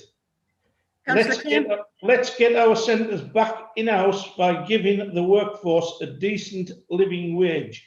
The residents of this borough deserve better. Thank you, Councillor Kemp. Councillor Markley, would you like to respond, please? Yeah, well, I can respond to that, Councillor Kemp. Thank you very much. Yeah, we agreed a one-off payment to help ensure that our leisure services were in a sustainable position to be able to survive the closures due to the pandemic and be able to plan for reopening, and not to be in a situation where we might have to be faced with getting the buildings handed back to us, because as you're well aware, we are within a contract. We are in a contract, and we've got to continue with that contract. For months, the centres were closed and received no income other than the management fee for those months. However, some costs, well, a lot of costs were still incurred over that period. And as you quite rightly said, GLL is a large not-for-profit organisation with a large portfolio of facilities. Its reserves don't go far when split between 200 or 300 sites across the country. So the balance sheets proved that when we investigated, so that the money was given to those, agreed to go those, to help to sustain our buildings. And as I've said before, we are in a contract and we must wait for that contract for the moment. Thank you. Thank you, Councillor Markley. And now move on to item 3 on this one is the Policy and Governance and People Resources Portfolio. Councillor Fitzgerald. Any questions for Councillor Fitzgerald? Madam Chair. Councillor Heaslip. Madam Chair, as I noted before the start of this meeting, I was on a time scale. That time scale has now ended and I must leave and go for work. So I must give my apologies and I must leave this meeting. Apologies accepted, Councillor Wilkinson. Thank you very much and good night now. Thank you. Councillor Heaslip. Thank you, Madam Mayor. Question to Councillor Fitzgerald, which relates to item 6.3 of her report following for the meeting of the Industrial Communities Alliance. And one of the topics under discussion included the distribution of a UK Shared Prosperity Fund to replace EU funding. I can remember this because I was in the executive when we first had a report. It must be 3 years ago on this shared prosperity fund, and I've been waiting eagerly for the last 3 years to find out what it's all about. And I just wonder if Madam Fitzgerald could tell us whether there really is a UK Shared Prosperity Fund, and if we'll ever get to find out what it's all about, or is it all just smoke and mirrors? Thank you. Councillor Fitzgerald, would you like to reply, please? Thank you, Councillor Heaslip, yes, there is rumoured to be a shared prosperity fund, and the purpose of it would be to replace European Development Fund. What the Industrial Communities Alliance were discussing was exactly how the Shared Prosperity Fund would be apportioned, and it wasn't clear at the time. And I think we need a little bit more information about Brexit before we can be sure. But what was very clear from the meeting, and indeed it came out in every item that was discussed, is that all of this has to be related to the levelling up agenda. I'm sorry I can't give you a firmer answer than that, but it's something that I am following very carefully. Thank you, Councillor Fitzgerald. I won't hold my breath then.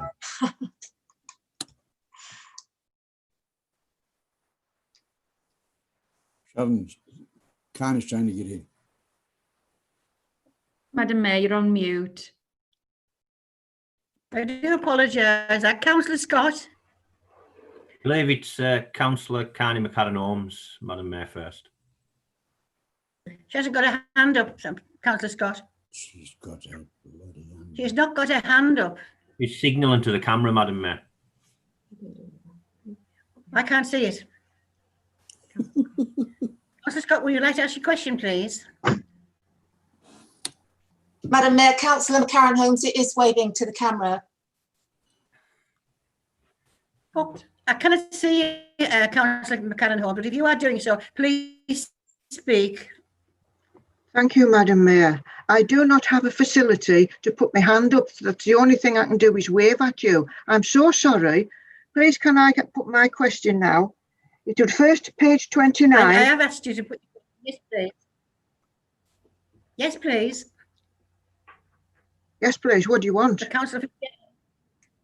Can I carry on, Marion, please? Yes, please. Page 29, paragraph 6.9. Yes.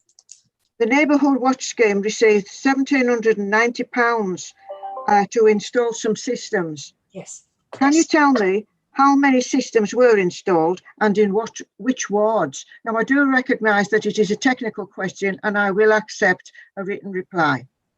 And I cannot, Madam Mayor, I am unable, I've only got my hands to indicate to you that I ever want to speak. I do not have the facilities everybody else has. Councillor McCarran-Holmes, rather than being money from the council, that grant was actually made from the Community Safety Partnership. So I will contact the Neighbourhood Watch West Cumbria in my role as the chair of the West Cumbria Community Safety Partnership and get that information for you.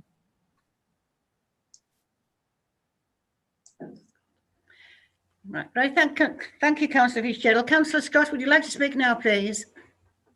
Yeah, thank you, Madam Mayor. I'd just like to ask Councillor Fitzgerald about a portfolio report 6.1, where it states the council has responded to government planning for the future white paper, expressing concerns around some of the proposals, including postponement of payment for infrastructure levies until developments are occupied, therefore forcing local authorities to borrow and leave themselves exposed to considerable financial risk at the time when resources are limited. I would just like to say that having read the paper and offered feedback to that, the office has done a fantastic job gathering that feedback, and it's great to see that they've passed that feedback to the government. It's very important that we all have a say in this, and as you say, it was quite alarming when you read the planning and the future document, how alarming it was for our planning locally. Now, having said that, can I ask Councillor Fitzgerald, does she believe moving ahead with local government restructure, is it right to do so without that, using that knowledge of the white paper facility that would be offered to us? I mean, in my opinion, this would leave the council exposed, and it's foolhardy in its management, really. So it was just a question to Councillor Fitzgerald. Do you feel it's the right way to go, to ignore the white paper facility for local government restructure?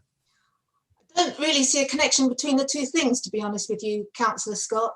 Local government reorganisation is one thing, the planning white paper is quite another.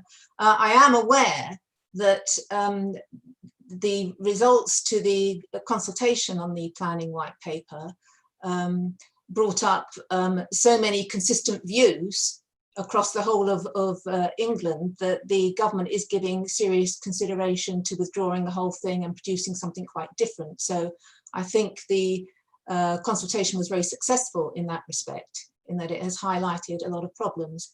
To my way of thinking, it's the front loading of the system so that local people can only participate in the preparation of the local plan and not respond so much to individual planning applications.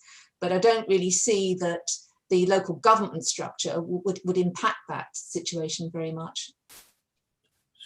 I was merely inquiring, do you feel that it's wise to progress without the white paper facility for local government restructure? Don't see a connection, Councillor Scott. All right, thank you, Councillor Fitzgerald.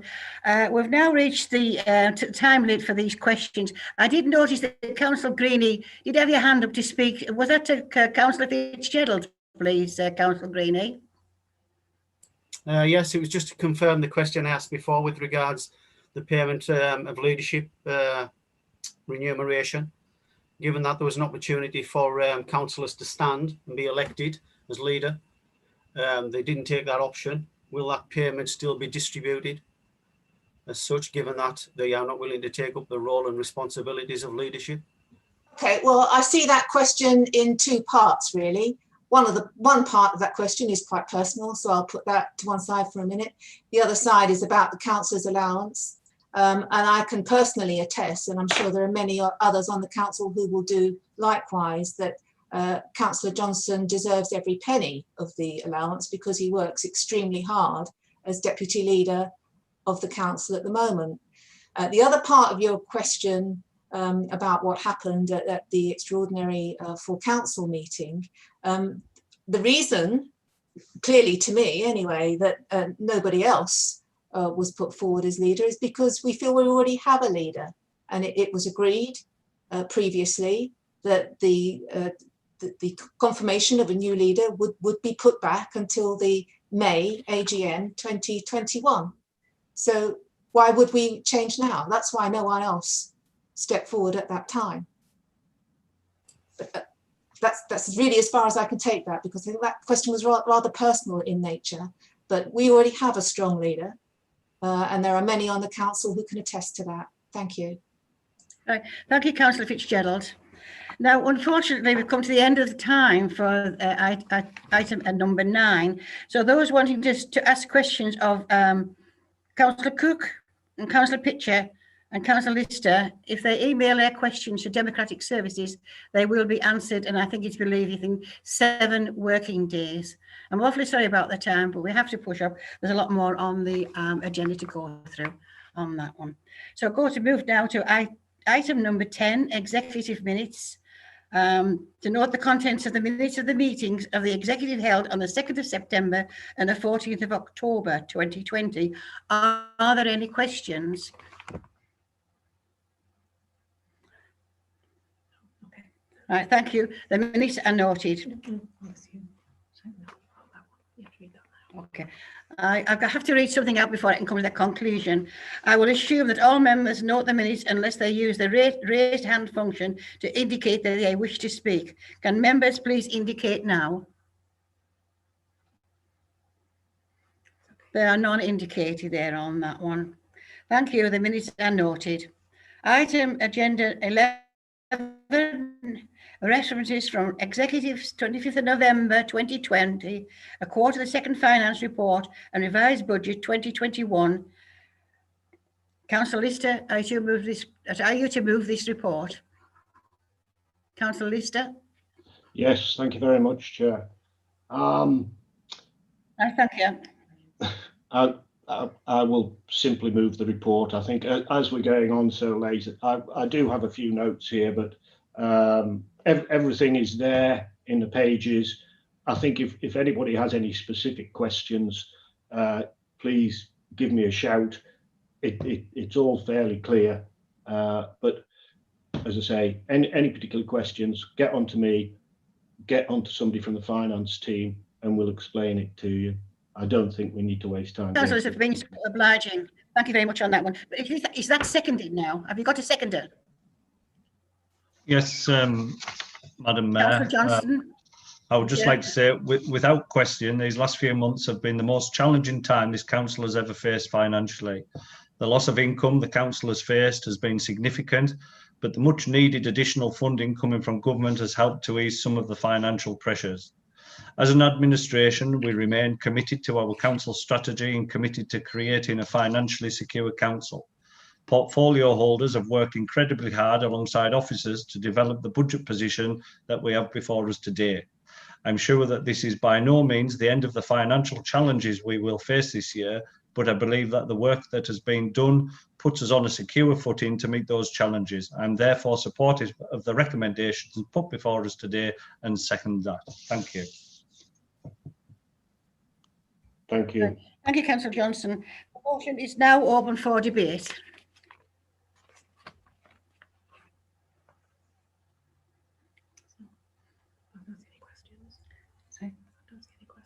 There's no questions. Are there any questions for the portfolio holder? Okay. Right, thank you. I move on to item 12. After I have got the vote on the motion roll call from Gail. So Gail, thank you.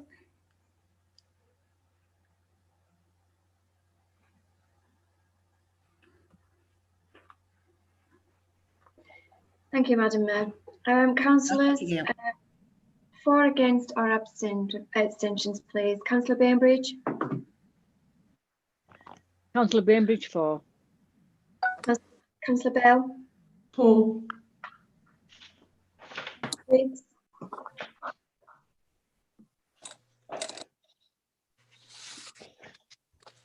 Sorry, Gail, was that me? It was, yes, sir. Sorry, I didn't hear you say for. Thank you. Councillor Coburn.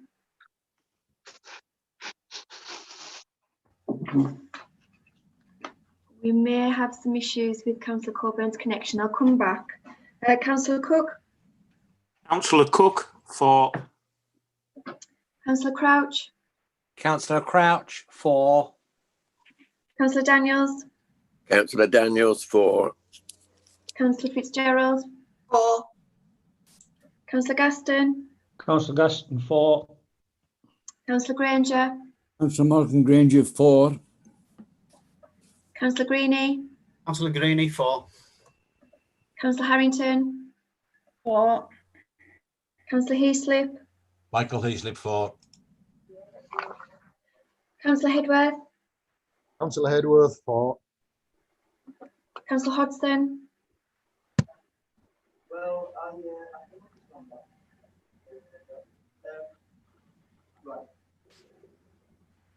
Do we still have Councillor Hodgson?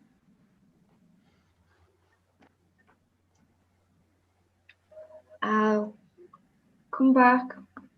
Councillor Horsley. Councillor Horsley for. Thank you. Councillor Johnson. Councillor Johnson for. Councillor Kemp. Councillor Kemp for. Councillor Kendall. For. Councillor King. Councillor King for. Councillor Kirkbride. Councillor Kirkbride for. Councillor Lansbury. Councillor Lansbury for. Councillor Lister. Councillor Lister for. Councillor Little. Councillor Little for. Councillor Lynch. Councillor Lynch for. Councillor Markley. Councillor Markley for. Councillor Karen Holmes. For. Councillor Mumby. For. Councillor Pitcher. Councillor Pitcher for. Councillor Stanners. Councillor Sandwith for. Councillor Sansom. Councillor Sansom for. Councillor Scott. Councillor Scott for. Councillor Semple.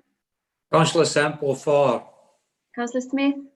Councillor Smith for. Councillor Stoddart. For. Councillor Tyson. Councillor Tyson 4. Thank you. I understand Councillor Coburn has left the meeting, so I just need to find out whether Councillor Vaughan Hodgson is still online. Yeah, still online. Sorry about that. It wouldn't come off mute. Councillor Hodgson 4. That's great. Thank you very much. That's a unanimous vote, Mayor. Right, thank you. The motion is carried. Item agenda 12, reference from the Audit Committee, 29th of September 2020.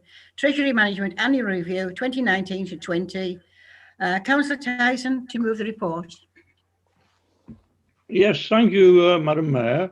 I move this report on behalf of the Audit Committee and recommend that the contents be noted by Council. Right, thank you. Are there any questions?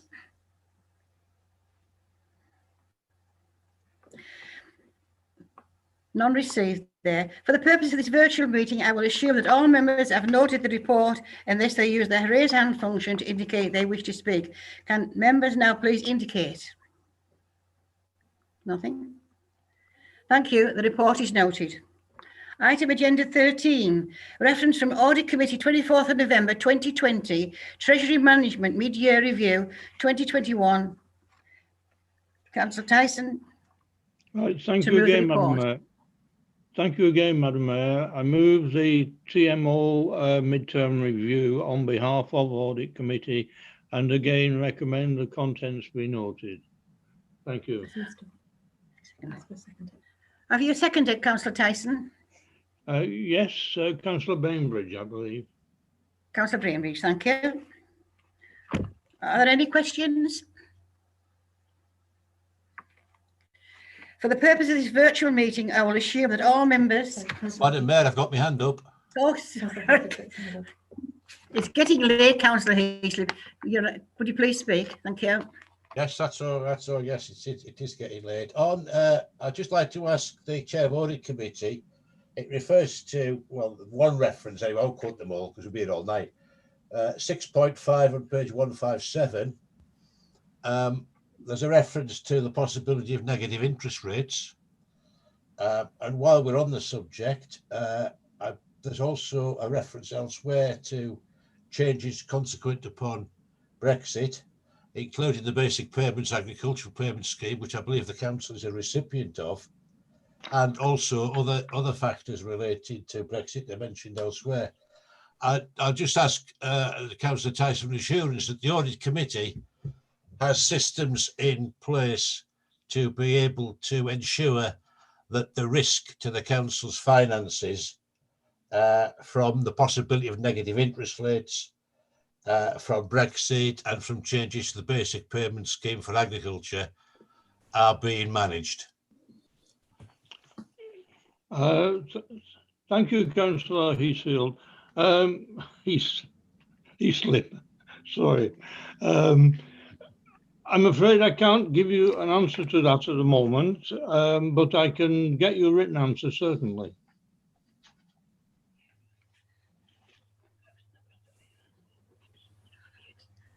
Yeah, thank you. Okay. I thank you, Councillor Heasley. Councillor Lister. Thank you. Just on that matter, if you read the report, it does say that there are various unknowns going forwards. Negative interest rates is a possibility. At the moment in Europe, of course, they do have negative interest rates.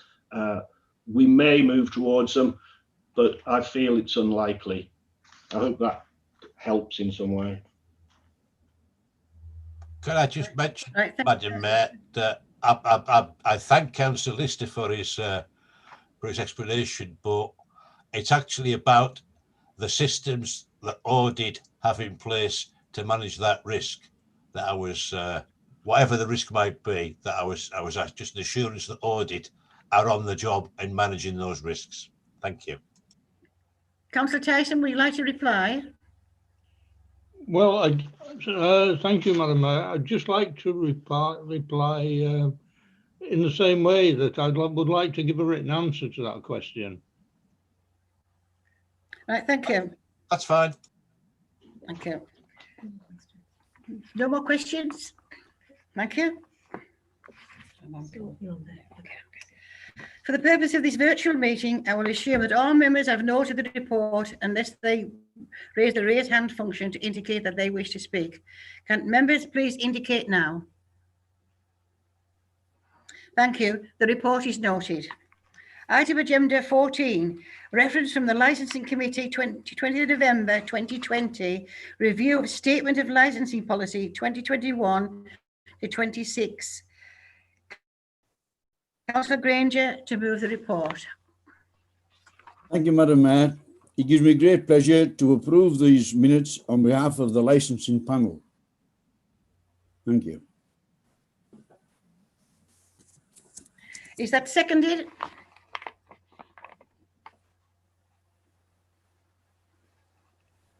I'll second that. Have you seconded, Councillor Granger?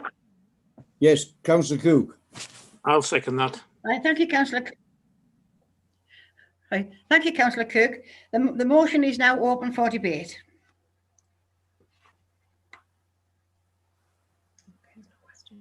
No questions.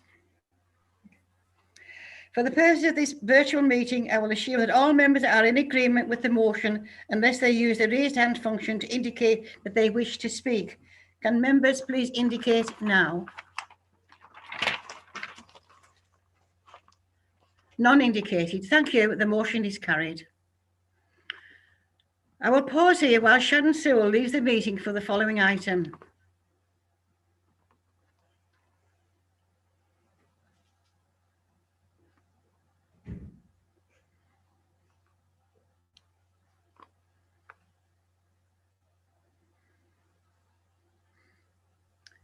Madam Mayor, sorry to interrupt there. I can confirm that Sharon has left the meeting virtually.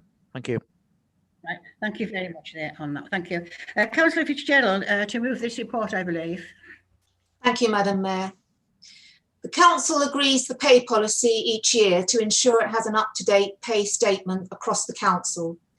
The Council plans to update the pay policy again in February-March, which is when it would normally, following the development of the budget and the implications for pay within the overall budget of the Council, including the pay freeze as discussed earlier in this meeting. That next report will set out the Chief Executive's vision for the future structure reporting to the Chief Officer posts and how the wider Officer Corps will operate in the future. The pay policy sets out a new approach to remuneration to Chief Officer roles that reflects the overall importance of these roles, in particular setting out tiers to reflect the breadth of control, responsibilities and duties across these roles. The Tier 1 roles now include the previous 10% uplift for the Section 151 and Monitoring Officer roles. The Chief Executive has put in place a pay reward structure that he believes best suits the needs of the organisation moving forward, in particular ensuring the Council can continue to deliver the priorities in the Council strategy, make further efficiencies in the target operating model and drive the recovery post-COVID. The pay policy and the new functional responsibilities will make permanent the temporary changes that were put in place following the departure of the former Chief Executive. The Corporate Director taking the interim role at that time, which the Council voted to make permanent from July, they will also consolidate changes of responsibility following the transfer of the Head of Community Services to Allerdale Waste Services. They ensure that there are clear lines of accountability in key statutory functions, and they join up services within two larger departments that will drive improved customer service and productivity. They ensure that strategy and policy implementation is aligned to project delivery and strengthen key areas of the business, such as commercial activity and contract management. They ensure that the Council has capacity in key programmes such as Maryport and Workington Regeneration, and they confirm the temporary arrangements that were put in place for services such as planning. They create a dedicated role to deliver the target operating model and ensure that customers and businesses receive improved service and fewer handoffs, as well as ensuring that we take the positive lessons from the pandemic, such as increased mobile working and flexibility. I therefore move the recommendations on page 259 of your report, that the pay policy be updated to reflect the proposed remuneration and revised structure of the senior leadership team, that in accordance with section 5 of the Local Government Act 1989, Council designates the Chief Officer, Place and Governance as Monitoring Officer, that in accordance with section 151 of the Local Government Act 1972, Council designates the Chief Officer, Assets as Chief Finance Officer. Thank you. All right. Thank you, Councillor Fitzgerald. Is there a seconder? Councillor Smith? I'm happy to second it. If anybody else, I'm happy to second it. Okay. I think Councillor Smith had his hand up to speak. I presumed he wanted to second that. Is that correct? Well, Councillor Mayor, it's a question of Councillor Fitzgerald. Not just yet, Councillor Smith. We're still on the seconder. So it was Councillor Johnson. Was it you that offered to be the seconder? I did start to, Madam Mayor, and then Councillor Markley also chipped in. Thank you there on that one. So now, Councillor Smith, the motion is now open for debate. Would you like to speak?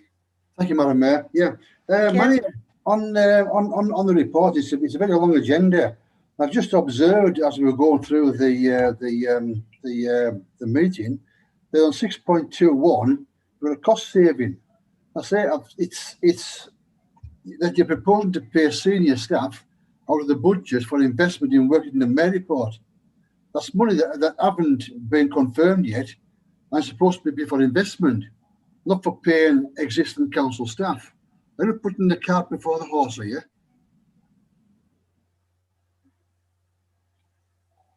Yeah, thank you, Councillor Smith. There is provision within the grant funding for project management, which is how we can allocate that funding. Yeah, but this pay policy was supposed to be for saving money. But the only way you're going to save money on £201,000 is by paying them out of the fund, which is going to take money away from working in the Maryport. These officers are already in post. I think the idea, Councillor Smith, is that they would be paid from the grant funding as project management. Does that clarify your point? Does that clarify your point, Councillor Smith? Not really, no, Madam Chair, no. No more questions? We have no more questions from the floor there on that one. The motion is now open for to call in Gail to take a vote on the roll call. Gail, please. Thank you, Madam Mayor. Thank you. Councillor Bainbridge, please. Councillor Bainbridge, for. Thank you. Councillor Bell. Councillor Bell, for. Councillor Briggs.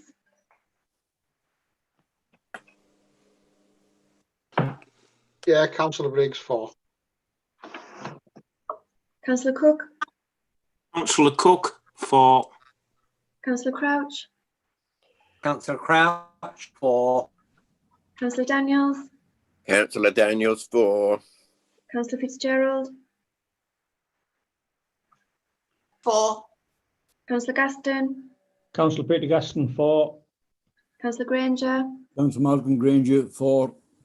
Councillor Greeny. Councillor Greeny, for. Councillor Harrington. For. Councillor Heaslip. Councillor Heaslip, for. Councillor Hedworth. Councillor Hedworth, for. Councillor Hodgson. Councillor Hodgson, for. Councillor Horsley. Councillor Horsley, for. Councillor Johnson. Councillor Mike Johnson, for. Councillor Kemp. Councillor Kemp, for. Councillor Kendall. For. Councillor King. Councillor King, for. Councillor Kirkbride. Councillor Kirkbride, for. Councillor Lansbury. Councillor Lansbury, for. Councillor Lister. Councillor Lister, for. Councillor Little. Councillor Little for. Councillor Lynch. Councillor Lynch for. Councillor Markley. Councillor Tony Markley for. Councillor Karen Holmes. For. Councillor Mumby. For. Councillor Pitcher. For. Councillor Stanneth. Councillor Sandwith, for. Councillor Sampson. Councillor Sampson for. Councillor Scott. Councillor Scott for. Councillor Semple. Councillor Semple for. Councillor Smith. Councillor Smith for. Councillor Stoddart. For. And Councillor Tyson. Councillor Tyson for. Thank you. The vote is unanimous, Madam Mayor. Right, thank you. The motion, as I say, is carried. We'll pause now while we arrange for Sharon Sewell to rejoin the meeting. Okay. Right.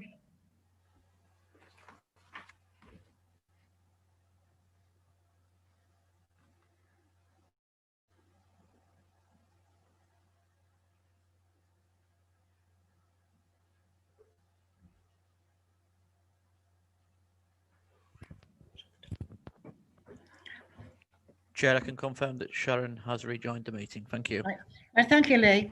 Item agenda 16, authority to temporarily amend polling station scheme. Councillor Fitzgerald to move the report, please. Thank you, Madam Mayor. The power to agree the polling scheme, that is the location of polling places across the borough, sits with full council.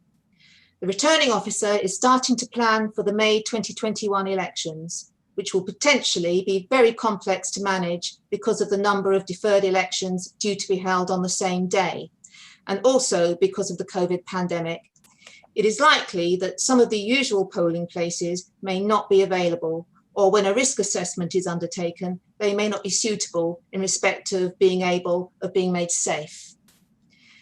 As the timescales at each stage of election planning are very tight, quick decisions will be needed if a polling place needs to be changed. This will allow the returning officer time to notify local electors of a change to their usual polling place, arrange the printing of poll cards, and offer electors an absent vote as an alternative. The proposal gives the returning officer delegated authority to make urgent temporary changes to polling places as required for the safe and effective delivery of the elections. Relevant ward members will be advised when a polling place is to be changed and mitigations put in place, including notifying electors affected by the changes. I therefore propose the recommendations on page 275 of your agenda that Council delegates to the returning officer the authority to make any urgent temporary changes to any polling place within the borough necessary for the safe and effective delivery of elections. Thank you. All right, thank you, Councillor Fitzgerald. Is that seconded? It is indeed, Madam Mayor. Right, thank you, Councillor Johnson. The motion is now open for debate. Councillor Heaslip. Not a debated point as such, Madam Mayor, but I would like to point out there's an error on the paper which we've received in support of this. Actually, I support the proposition, but I just want to point out the error. Some of you won't be surprised that I do. At the head of the report, there's a reference to portfolio holder. I don't mind who presents the report, but it is by law prohibited for the executive to have any role other than as ordinary councillors in polling schemes. So I think the reference to a portfolio holder at the head of the paper is incorrect because for the purposes of polling schemes, there is by law no portfolio holder. Thank you, Madam Mayor.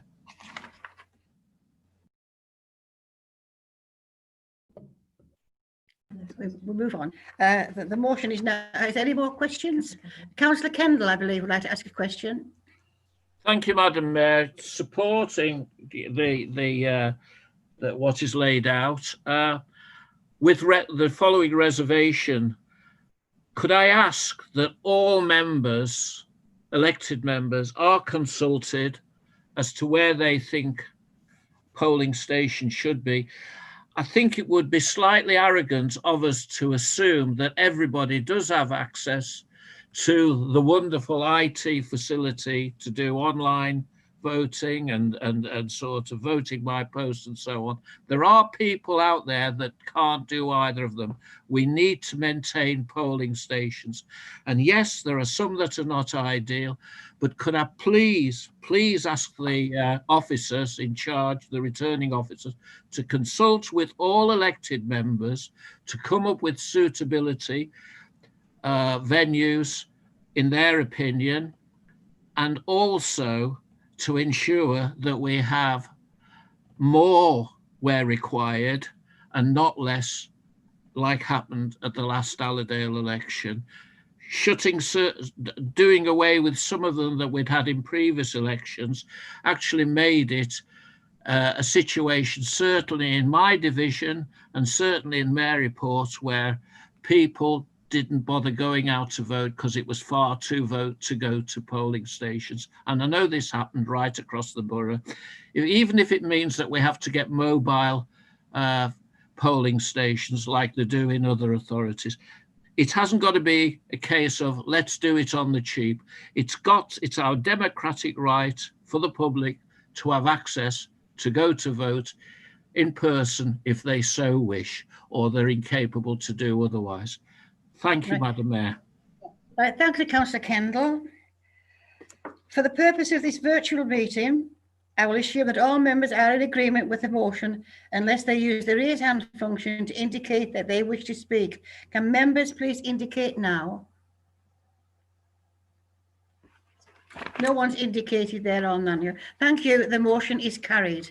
Item 17, Community Governance Review, Flimby and Maryport. Councillor Fitzgerald to move the report. Councillor Fitzgerald. Thank you, Madam Mayor. Council agreed in September 2019 to conduct a review following receipt of a petition signed by the requisite number of local electors. Council also resolved to undertake a review of the Silloth Town Council boundary. The working group set up by Council undertook the Silloth review during the autumn of 2019. Work on the Maryport Flimby review was due to start in late autumn 2019 after the Silloth review had concluded, but was delayed first by the parliamentary election and then by the COVID pandemic. The review will be complex and potentially controversial and will require public consultation events with local electors. It was not safe to plan to do this during the pandemic. Advice has been taken from the Association of Electoral Administrators, who expected the Cabinet Office to introduce legislation to defer CGRs in the same way that elections were deferred. To date, this hasn't happened, but the professional advice is that public health must remain the top priority. Other authorities are taking the same approach. Whilst the working group agrees that the review cannot yet start, they have asked that the situation remains under review and that officers start making preparations so that when it is safe to begin the process, work can very quickly get underway. Although the statutory requirement is that a review should start and end within 12 months, the implementation date for any amendments to parishes is a matter for full council to determine once the working group has presented its recommendations. There is a risk that the petitioners could seek a judicial review, as the council has failed to meet the statutory timescales of the review.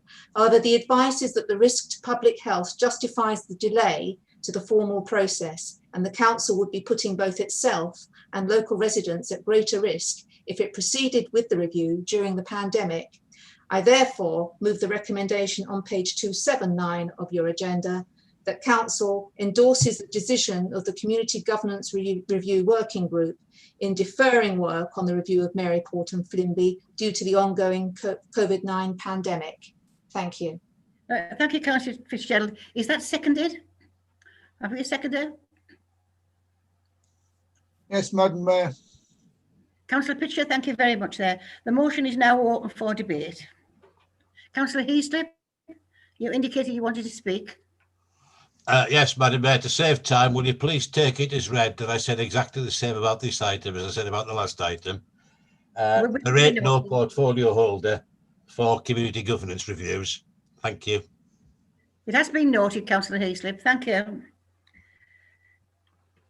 There's no questions. The motion is now it's open for debate, and there's no questions, so we'll move on to this one. For the purpose of this virtual meeting, I will assume that all members are in agreement with the motion unless they use the raise hand function to indicate they wish to speak. Can members please indicate now? Thank you. The motion is carried. Item 8C on the agenda, update from the Overview and Scrutiny Committee.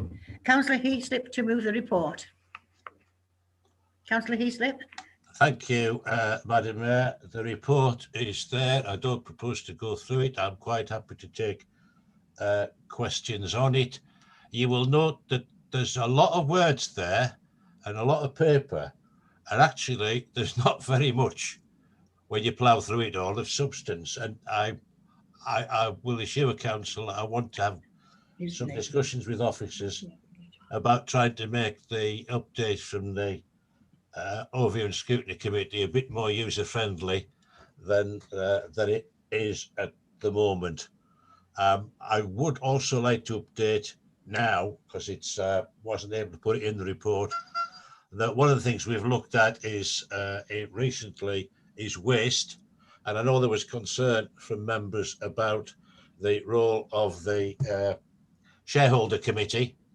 So Overview and Scrutiny is proposing to invite the chair of the shareholder committee, whoever it is, I can't remember at the moment, to come to a meeting which will be open to all members to explain what the shareholder committee does, not what Allerdale Waste Services do. We've caught up on that, but to explain actually what the shareholder committee does and how it fits into the council structures.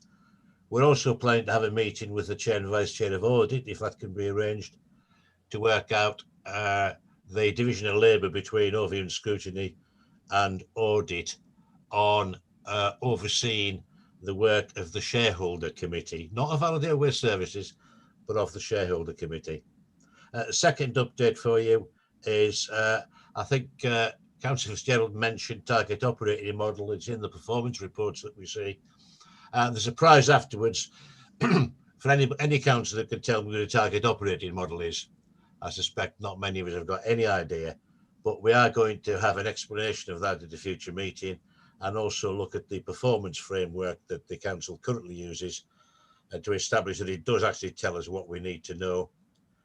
Third item, we have had a look at the local government reorganisation process, and I know a lot of councillors have concerns about the process, and particularly about the respective roles of council and executive, not just about local government reorganisation, but in other aspects of policy making and the policy framework. So we'll be having some discussions about that in Overview and Scrutiny, and of course we're open to councillors' views.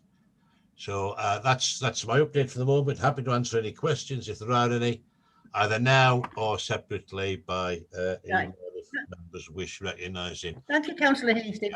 Have you got a seconder first there? Have you a seconder? I'll second that, Madam Mayor. Right, thank you, Councillor. Are there any questions?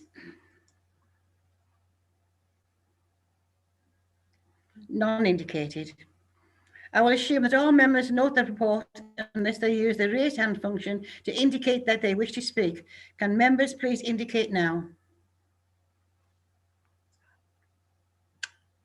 None indicated there on that one.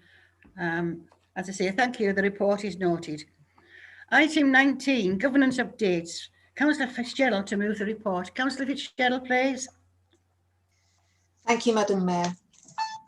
Council is asked to note a summary of all Chief Executive Officer urgent action decisions that have been taken since the last report to Council on the 22nd of July. The Chief Executive Officer is afforded the power to exercise functions of the Council in very urgent circumstances following consultation with the Mayor and Leader of the Council. Section 4 of the report sets out details of 4 decisions that have been taken under those powers, including the reason for the urgency. Council is also asked to note and to approve changes to the allocation of seats on committees in line with legislation following the recent and sad passing of our dear colleague, Councillor Joe Holliday. I therefore move the recommendations set out in paragraph 2 of the report on page 287 of the agenda, to note the summary of Chief Executive Officer urgent action decisions and special urgency executive decisions taken during the period 22nd of July to the 1st of December, as detailed in section 4.0 of the report, that the distribution of seats across the committees as set out in paragraphs 4.6 of the report be approved to accord with the rules of proportionality so far as to be practical, and that Councillor Alan Hedworth be appointed to the Overview and Scrutiny Committee for the Allerdale Conservatives Group. Thank you. Thank you, Councillor Fitzgerald. Is that seconded? It is indeed, Madam Mayor. Thank you, Councillor Johnson. Are there any other questions? Councillor Greenie?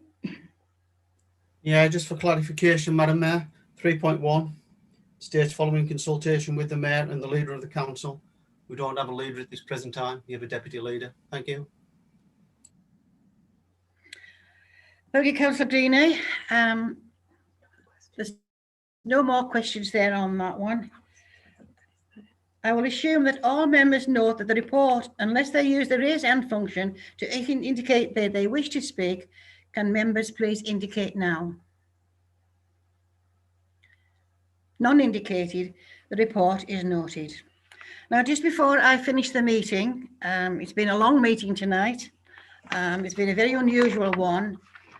I would like to send thanks out to all paid staff, especially Andrew Seekins and the Democratic Service people, for the way they have dealt with a very unprecedented problems during this pandemic.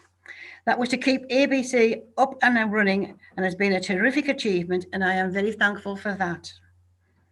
To all my councillors and staff, wishing you all, wait for it, my enjoyment for tonight is, I'm wishing you all very sincerely a happy Christmas full of hope and good health, and the year to come, hopefully no more food banks. There'll be no more need for food banks, and we've got back to normal. And with love and respect, I wish you all a happy new year. Good night and God bless everybody. Thank you, Meg. Good night. Thank you, Madam Mayor. Good night. Happy Christmas to everyone. Merry Christmas.